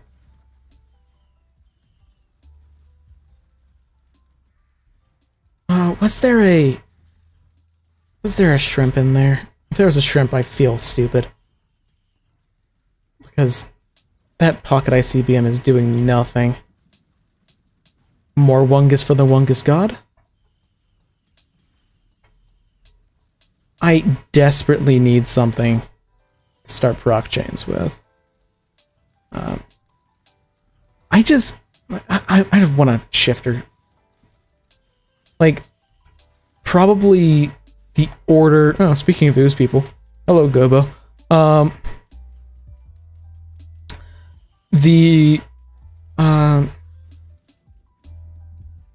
Like, the order of classes that I want is probably... Kineticist and Inquisitor. Very, very closely tied there. Because the Kineticist is probably my favorite class from 1E, but the Inquisitor is one of my favorite designed classes. So I would be happy with either one. I'd be very happy if either one got announced. And then third is probably Shifter. Because as it is, it's hard to have, like, a primal...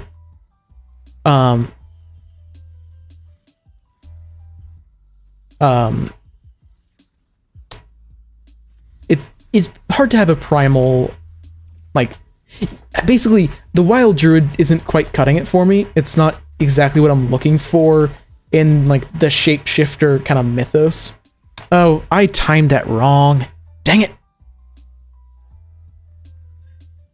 I knew that guy was exploding, and I tried to time it on time, but unfortunately, I was busy thinking about the shifter.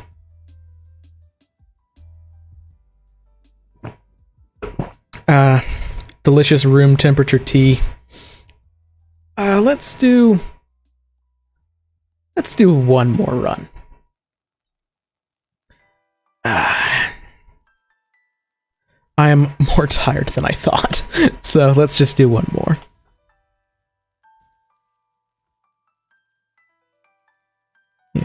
Yeah, that's definitely in the cave.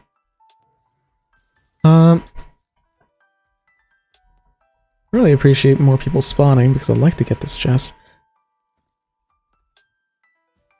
Yeah, no, like, the problem, like, with making ooze people are going to want to do the stuff that's been shown and, like, reincarnated as a slime, and yeah, that's way too much stuff, because, yeah, that's an isekai, therefore overpowered, incredibly overpowered protagonist.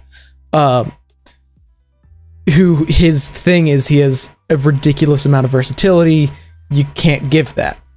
So really all that I'm looking for, and the things that I would actually call, like, core, like really the core abilities that I would see for an ooze ancestry or something like that would be for them to be able to squeeze. Just because they're an ooze, it would be silly if they could not squeeze through tight spaces. Probably just getting, like, quick squeeze and counting as, like, 1 or 2 size categories smaller. Just that is one of their racial abilities. And then different types of oozes, where some of them, they just get some wild shaping abilities. And, like, maybe some of them, it's like, oh, there's a heritage that is able to change their form into different creatures, which basically functions as, like, a wild shape sort of deal. Or, so then it's like, oh, if at a high enough level, you can actually fly with that. But it's just basically wild shape. But then there's, like, a different heritage or something where they get poison. Or, no. These aren't poisonous, they're acidic. And then maybe some of them really go all in on, like, oh, maybe a gelatinous cube, so you're a pretty see-through thing, so there are higher level feats that just give you, like, oh, eventually, invisibility, because you're a gelatinous cube ooze. So, like, yeah, being able to just shapeshift into things is already very good, and absolutely having an ancestry or a heritage that is just able to do that would totally infringe on the Wild Druid.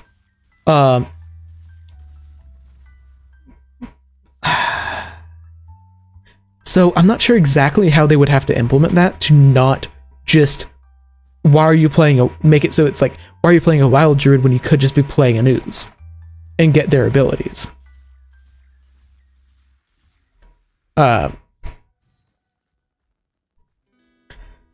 Because yeah, a lot of people would be basing their characters off of Reincarnated from a Slime, and he's way too overpowered on that show for a Pathfinder character.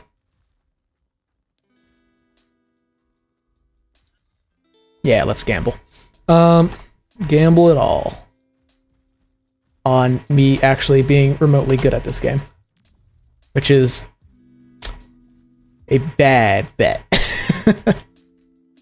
Oh, and also maybe the problem will be me getting bad items.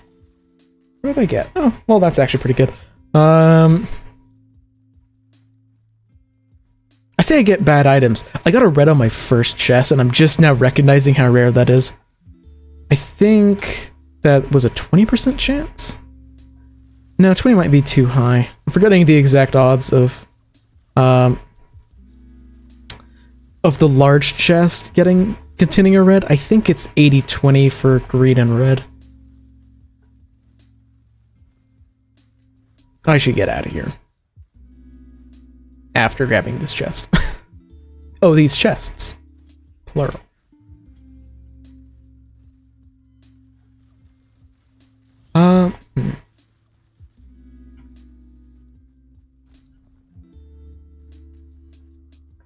I'm still hoping for there to be a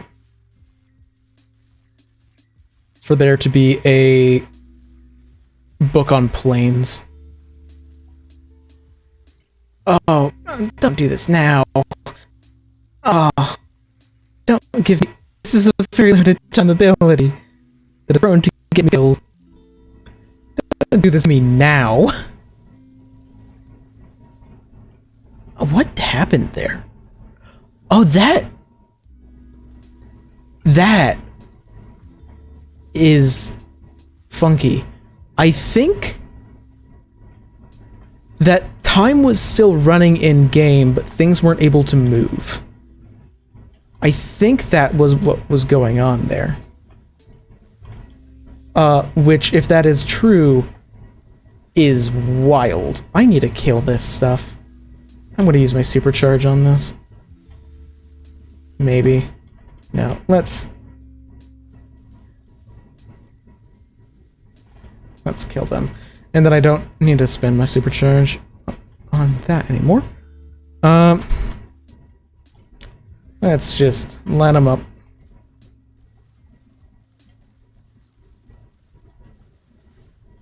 Hey. Stop that, Mr. Golem. Trying to line up all these guys here. That was not a great shot, but eh.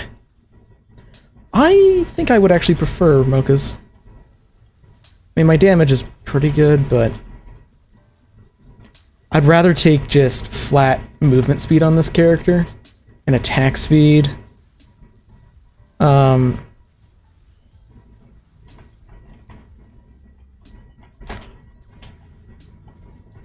Because, yeah, this character needs to be mobile.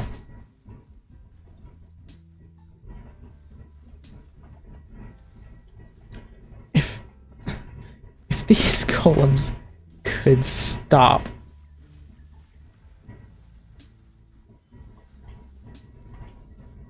And I will keep the goat hoof.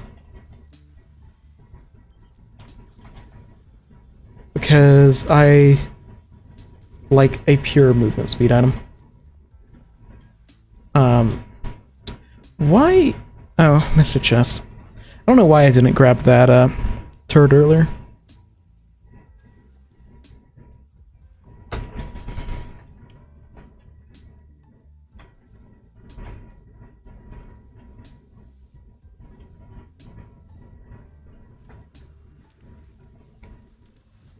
Actually, now that I think about it, There's another thing that I really hope that Paizo does. Please, Paizo, make more adventure paths that are 11 to 20 and or 5 to 15 maybe, and not just like 1 to 10, because I feel like it's absolutely more difficult to both run and write adventures that are that high level, but high level play is actually fun in 2E somehow. So I'd like for them to take advantage of that by actually like making some easily accessible high level play adventure paths. In part because I feel like high level play, or rather uncommon options and rare options, I feel like it's a lot easier to say, like, for example, if you're going to be running through or playing through the Fist of the Ruby Phoenix AP, I feel like that is an AP where it's substantially easier to say, hey, can I play this weird uncommon character option? Because you're already playing like 11th level characters at the start who are in a world famous martial arts tournament. So it's not like, obviously there's going to be a bunch of weird folk there. So it's a lot less weird for you to come in as uncommon or rare options. And like, what are the odds that there is a low level, I don't know, android in a particular area? I like being able to mess around with those options, and I understand that they're rare, and like it doesn't make as much sense for them to show up in the world, but it kind of sucks seeing like, oh, that's a really cool ancestry. Well, it's rare, so I'm never going to be able to play it without some very lenient GM work.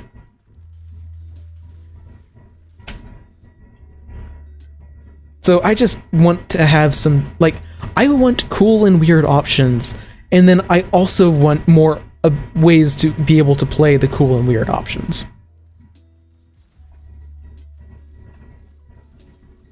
Because, like, some of the recent APs are just like, okay, it makes, like, I understand. Like, this is a very cool adventure path.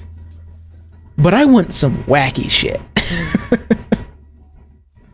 Like, Abomination Vaults is not wacky.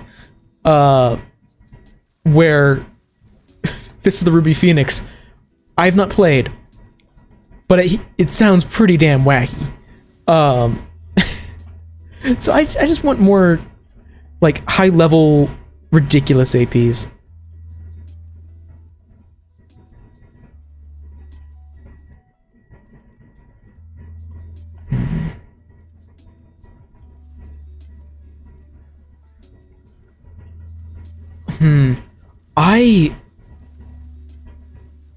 I don't know about the large size category thing. Or the starting blind. Like, I understand they're oozes they shouldn't be able to see, but like, logically, that makes sense. But from a game design perspective, that would be so hard to do. Like,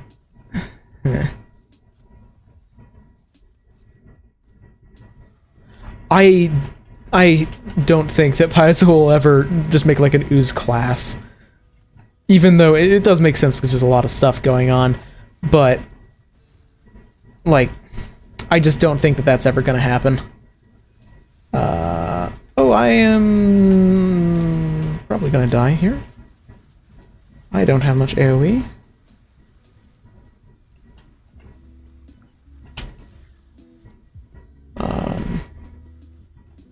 I have very good single target, as is normal for this class, but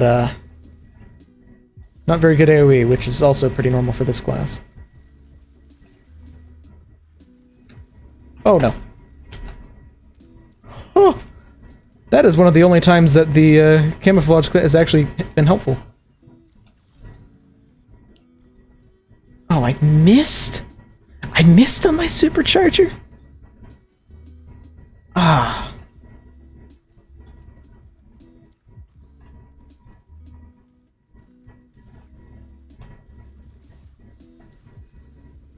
Oh, another thing that they would probably have to...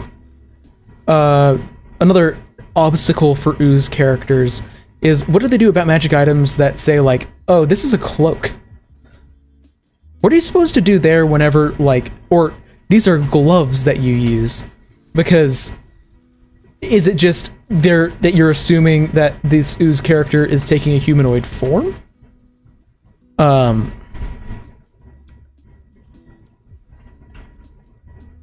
Or, oh god, why do you know where I am through walls?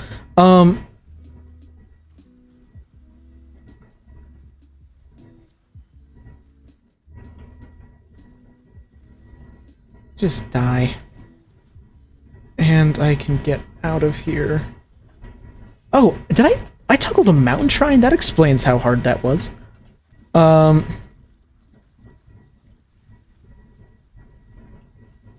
ow, ow. Get out of there. Yeah, I just don't have all that much experience with homebrewing. Yeah, like, I get that they should just float inside of you, but, but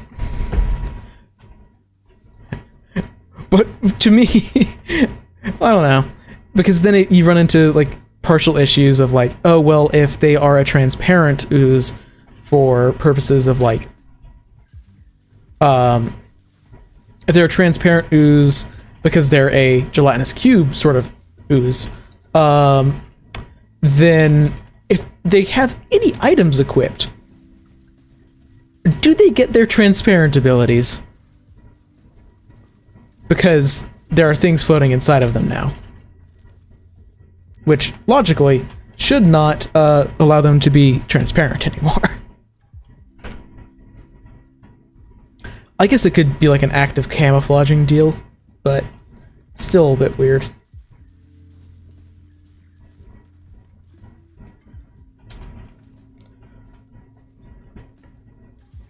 This run is Fast Boy Supreme. I know that the auto attack is terrible, but for the little guys, it's very useful. They die in like 2 hits.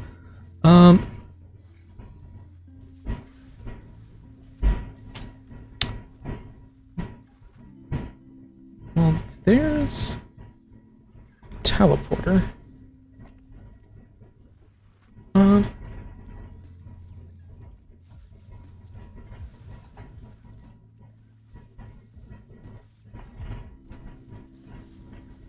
I'm kind of regretting grabbing the ukulele.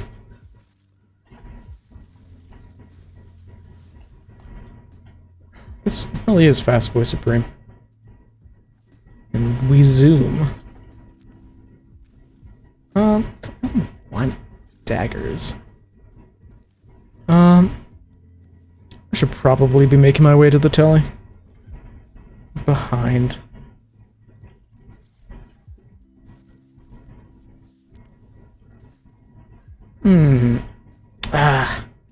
The one time I get a Shatter Spleen printer and playing Sniper.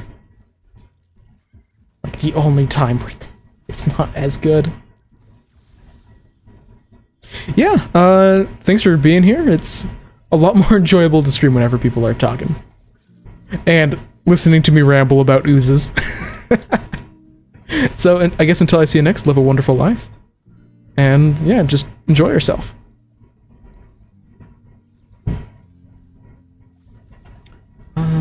Let's see. Okay.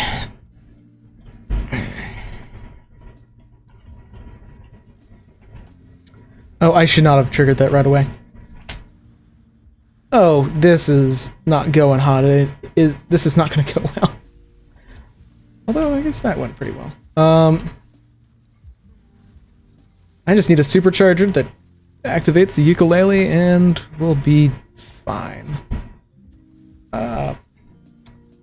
Just a 25% chance, eh? What could go wrong?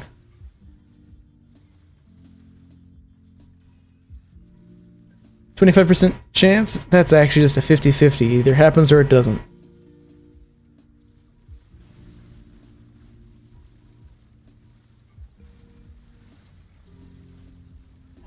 That is absolutely how statistics works, and I'm definitely doesn't. The first time I heard that, it definitely didn't like legitimately frustrate me. It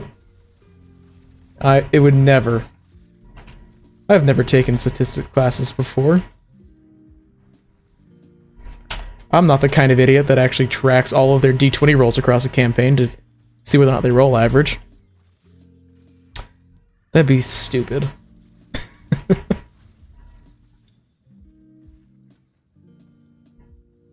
Is there anything I missed? What chest type is that? Just a normal chest, not worth it. I need to get out of here. Actually, with Wall and Perforator, I should be able to do the Holy Worship. Instead, it's goddamn Sunken Grove. Let's see if I can delete them. Oh no, that did like a fourth. This run might be, not looking good. Because Sunken Grove and I don't have a high enough damage output.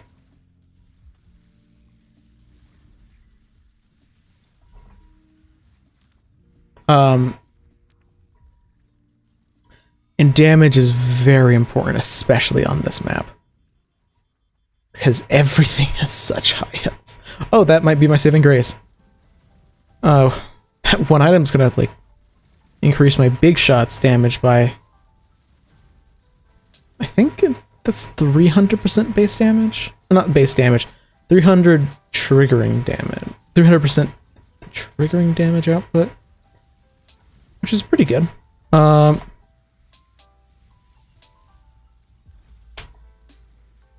I think that shot would have one-shot them from full health. If I'm remembering the amounts correctly.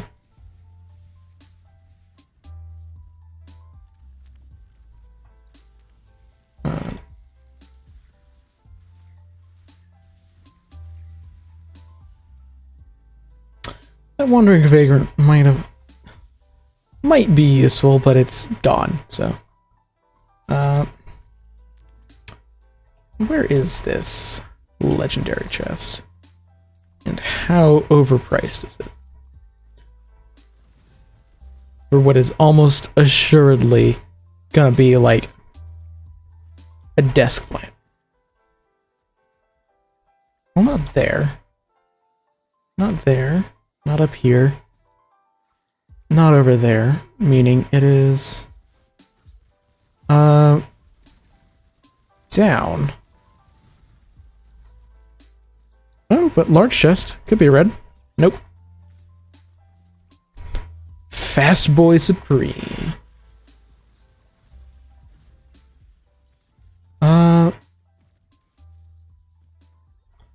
Yeah, there's the legendary. Okay.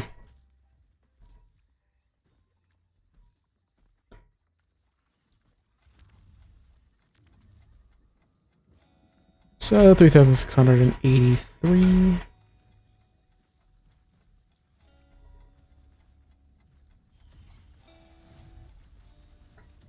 Ow.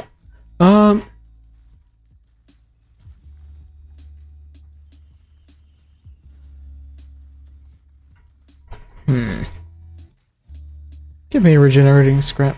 Or, not a regenerating scrap. Please. Give me a ATG missile launcher or a green printer so I can actually use the regenerating scrap.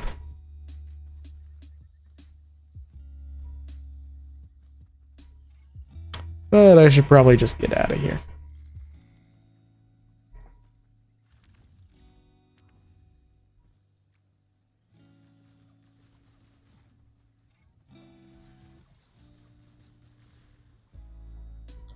probably chests. Oh, there's a chest there.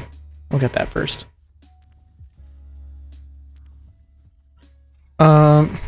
Give me something good. Oh, that is good, actually.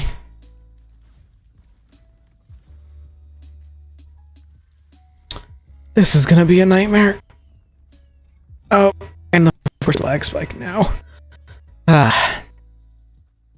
Welcome guys. Let's just some people joined, and we'll see whether or not everyone's here. Okay, there we go. Clay Dune Strider. Oh, that might have. Oh, that almost one-shot him. Okay. I was a lot more worried for a second because I didn't realize that there were two of them. I thought that I only did half health.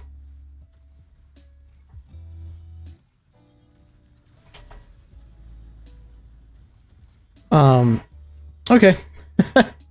That boss fight was not nearly as bad as I thought it'd be.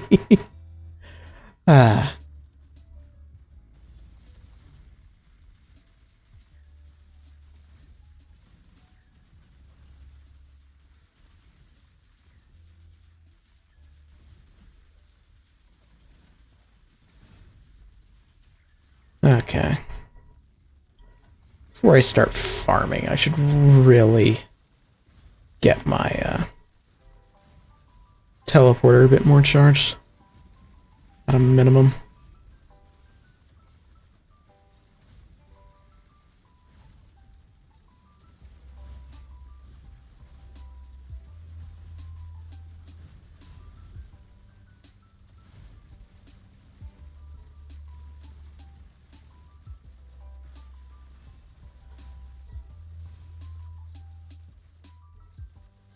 Wait, it was 3,683.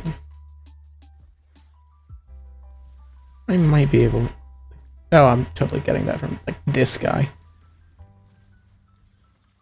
Oh. Or these guys. I'll just keep on saying things until it's eventually correct.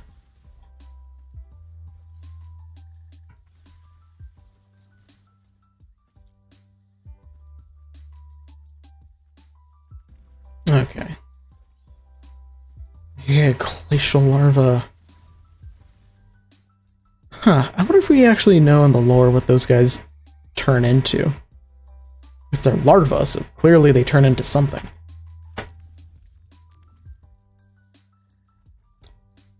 Come on. Okay, something good, something good, something good.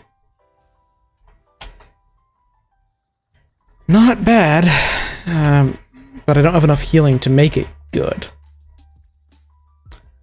And a lot of the more consistent forms of healing are kind of locked off to me. Meaning it's basically just fungus. Or a desk plant. To make that a good item.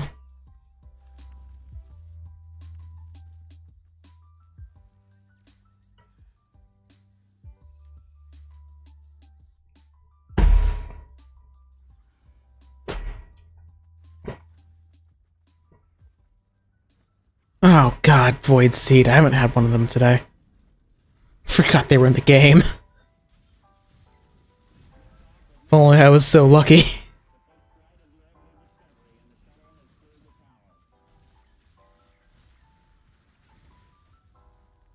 Where's the little fucker?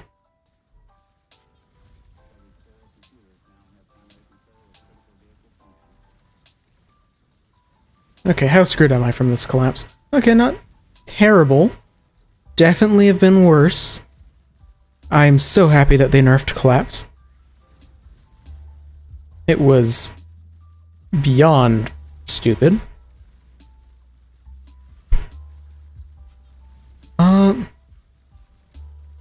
Only 4 more. Stupid oh, that's a guy that deserves a supercharger. Oh god. Yeah, that would have just insta-killed me. Because isn't the void fun? I mean, the DLC is very fun. But I could do without void enemies. Though maybe I'll get something decent in there. Well, I get at least one item.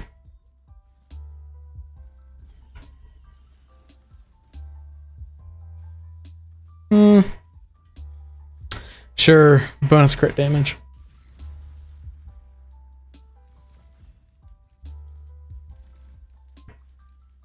Wait a minute. I bought that out? I legitimately don't even remember that chance shrine being there. How did I buy it out?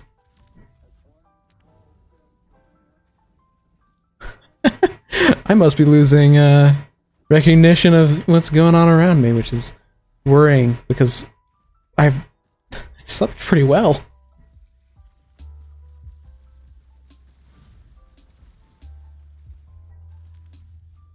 Okay.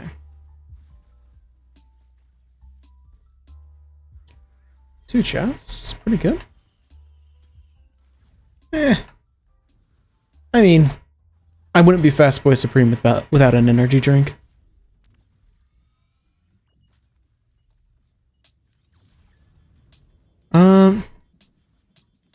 That grandparent is gonna die one of these days. That was unintentional. I've never done that before. Now I know that actually has collision. That's nice. I don't know when I would ever actually want to do that intentionally, but now I know. Yeah, that is a substantially better use item. Let's check. There might be something. Void Cradle, let's go.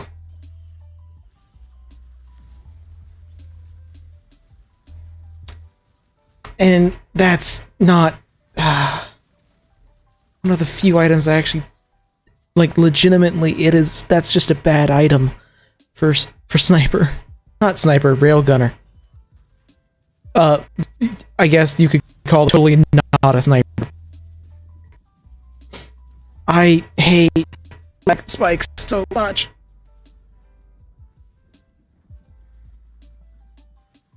Let's get out of here. Okay, let me take the other way out of here.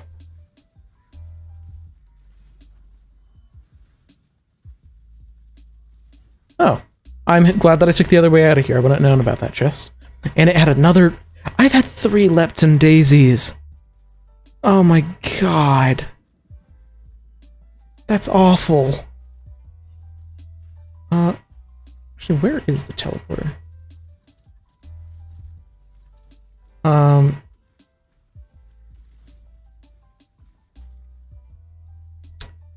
Void Cradle.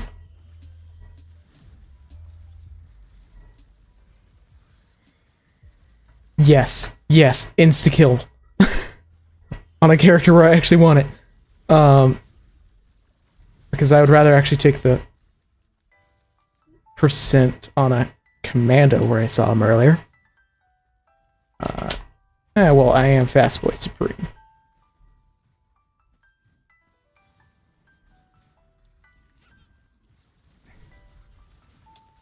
Okay. The Void Bastard is dead. Well, teleporters here. Not terrible. Let's see, there might be a good use item here. Recycler. Yeah, I'll take that over the disposable missile launcher.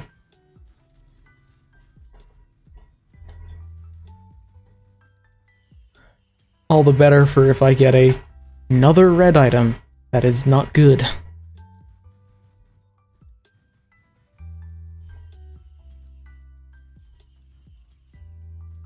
Okay, maybe... Oh, yes, more insta-kill. Oh, there's another Void Cradle? Jeez.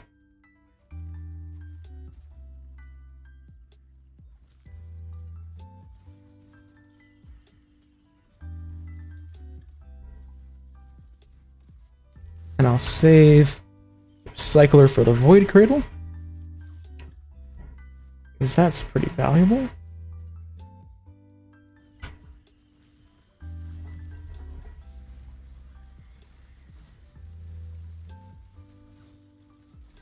Wungus. Give me the Wungus. Howdy. Good to have you here. Bit of a chaotic moment, so reading chat is hard. But good to have you here. I really need to get that item. Okay, there's somewhat consistent healing.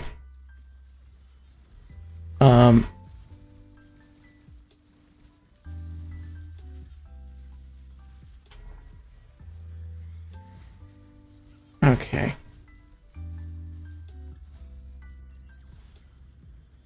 Oh, I made a big mistake there. I can't kill all the little void guys.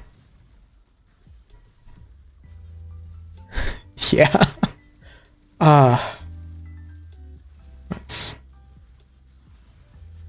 I just need to start the teleporter event. These guys are gonna come for me anyway. And let's go. This shouldn't be bad.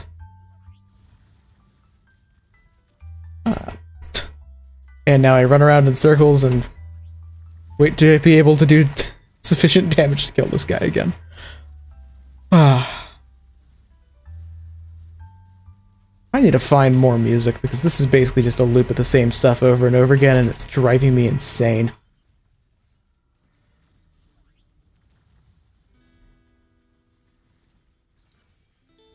But it is royalty free.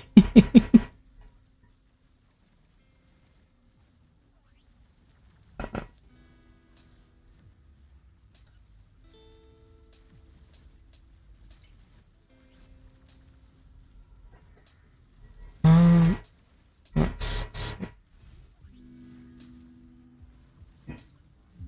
This guy needs to die. Please and thank you. Okay. Anything good? Well, that's okay. I'll take that.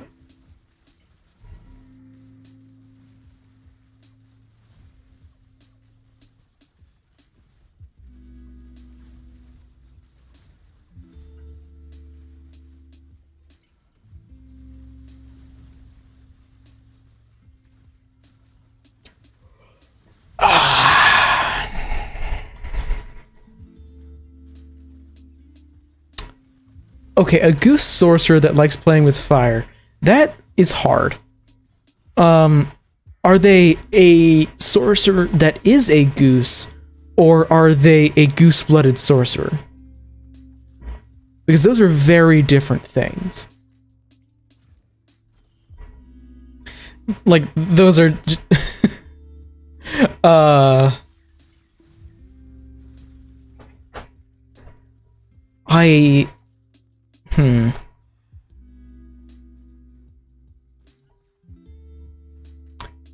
I feel like if they are a goose, like an actual goose, probably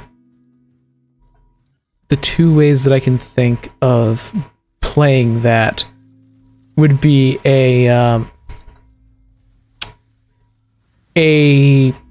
beastkin that's a goose, but that's just like a were-goose. The like way that would totally require a bunch of GM interpretation. And yeah, some of the feats wouldn't necessarily end up right, is if the GMO's okay with a little bit of wiggle room, and I'm assuming they are Beastkin is probably the best like rules as written way of doing it, but if the GM's okay with fudging the flavor of things a bit, I feel like that a kitsune that is flavored to, instead of being a fox trickster spirit, a goose trickster person, and because they have a, like, they can change shape into a fox at level 1. So you just say, they turn into a goose. You just can't fly. I think that would work. It's probably not exactly what they're looking for, but because it's shifting between a person and a goose, and they wouldn't be able to cast spells as a goose because you can't cast spells in pest form. But if they're okay with if there's a GM that is already going to be approving goose sorcerer, a gooserer, if you will, I feel like they'd be okay with reflavoring Kitsune into a goose character.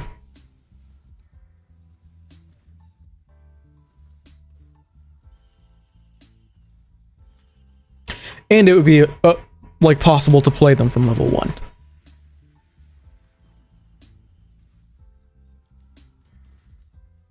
Okay, yeah, if you're going as rules as written as in like as possible, then yeah, that's not gonna work.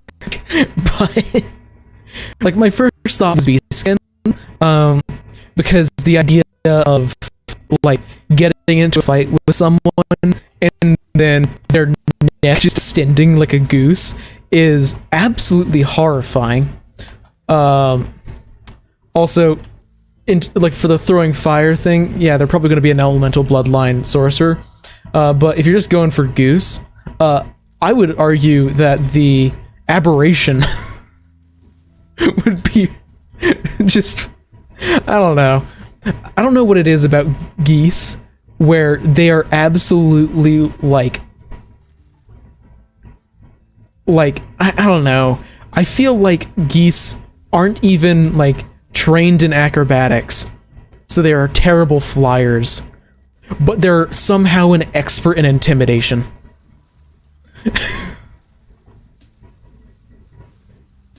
I don't know what it is about geese, but they are interesting.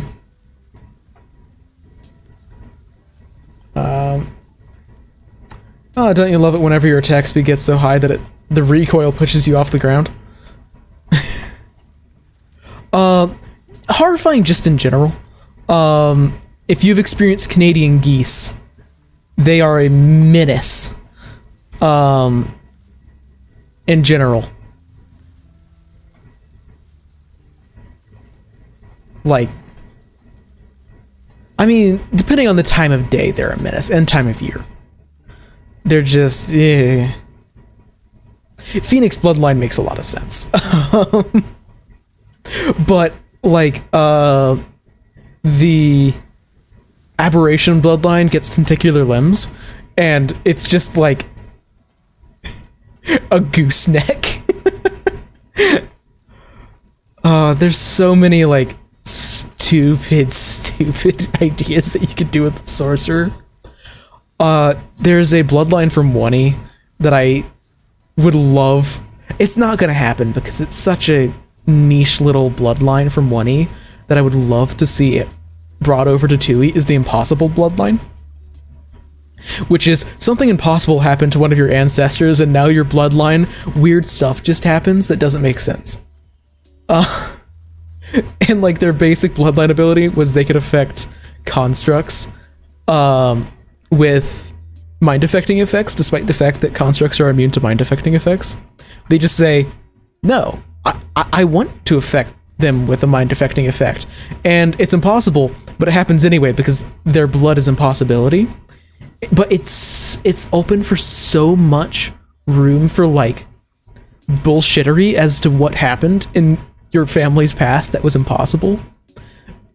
My favorite like idea that someone put up was like, oh, on the same night that you were conceived, your father came up with, in like a moment of brilliance, how to divide by 0, and then that just fucked you up for life because you figured out how to divide by 0. And then you get like fun abilities where you can where you just change gravity, but only for yourself because you think it should be something different. It's a very... Oh, and also, like, they were very good magical crafters because they could just ignore that you had to know certain spells to craft certain items. Because I just want to build the item, I don't want to know the spell.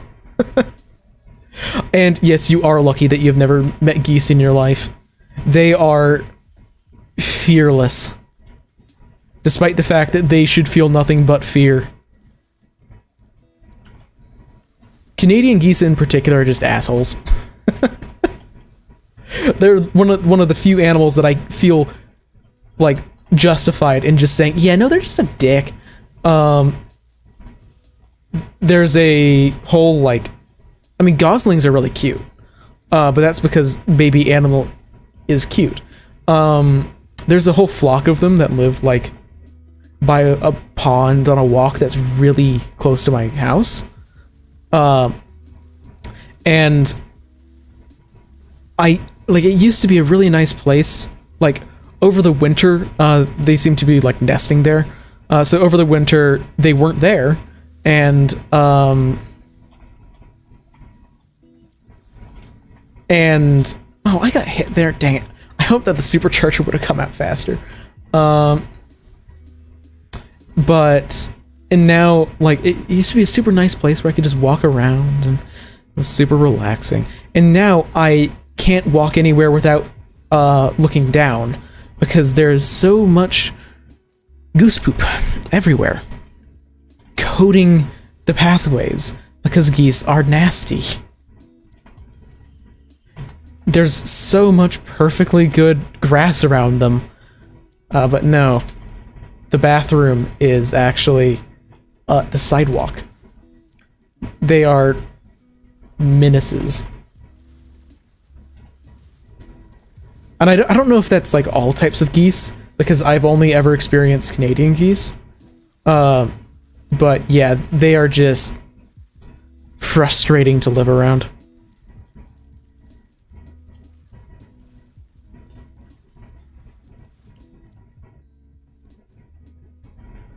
Wherever like I grew up, they normally just flew by, so there was always like, oh, there's a week or 2 week period where they're migrating through, where it was just, oh yeah, there's gonna be like goose or geese hunting every couple of minutes, or not every couple of minutes. Good lord, just like every once in a while they'd just be honking, and it would just be frustrating. But them living nearby is absolutely worse.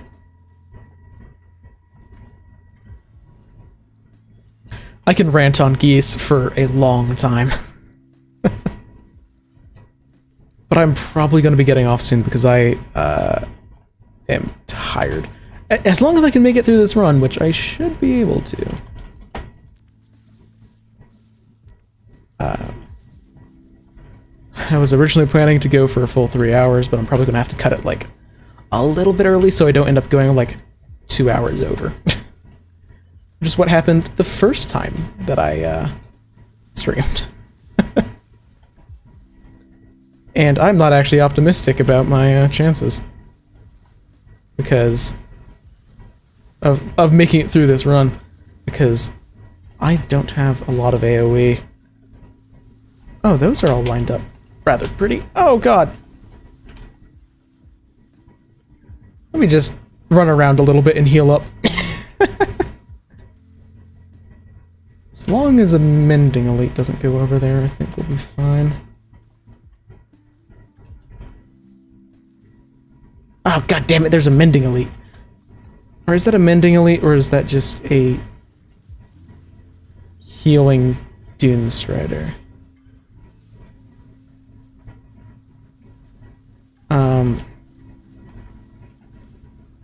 Yeah, playing the super precision-based character with goddamn Celestine elites around is... oh, this is bad.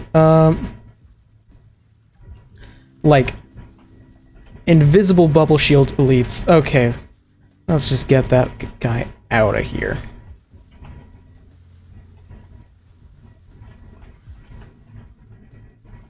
Okay. Damn. Ah. It's close. Look at all that damage. That Dune Striders are doing to themselves. Alright, so unfortunately that is where I'm going to have to call it, because I am more tired than I realized I was whenever I started this last run. But until I see you next, live a wonderful life, and yeah, try and do something that makes you happy, and just, you know, live life and just, you know, have fun, I guess. This is why I generally script my videos, because I am terrible at ending things. So just until I see you next, live a wonderful life.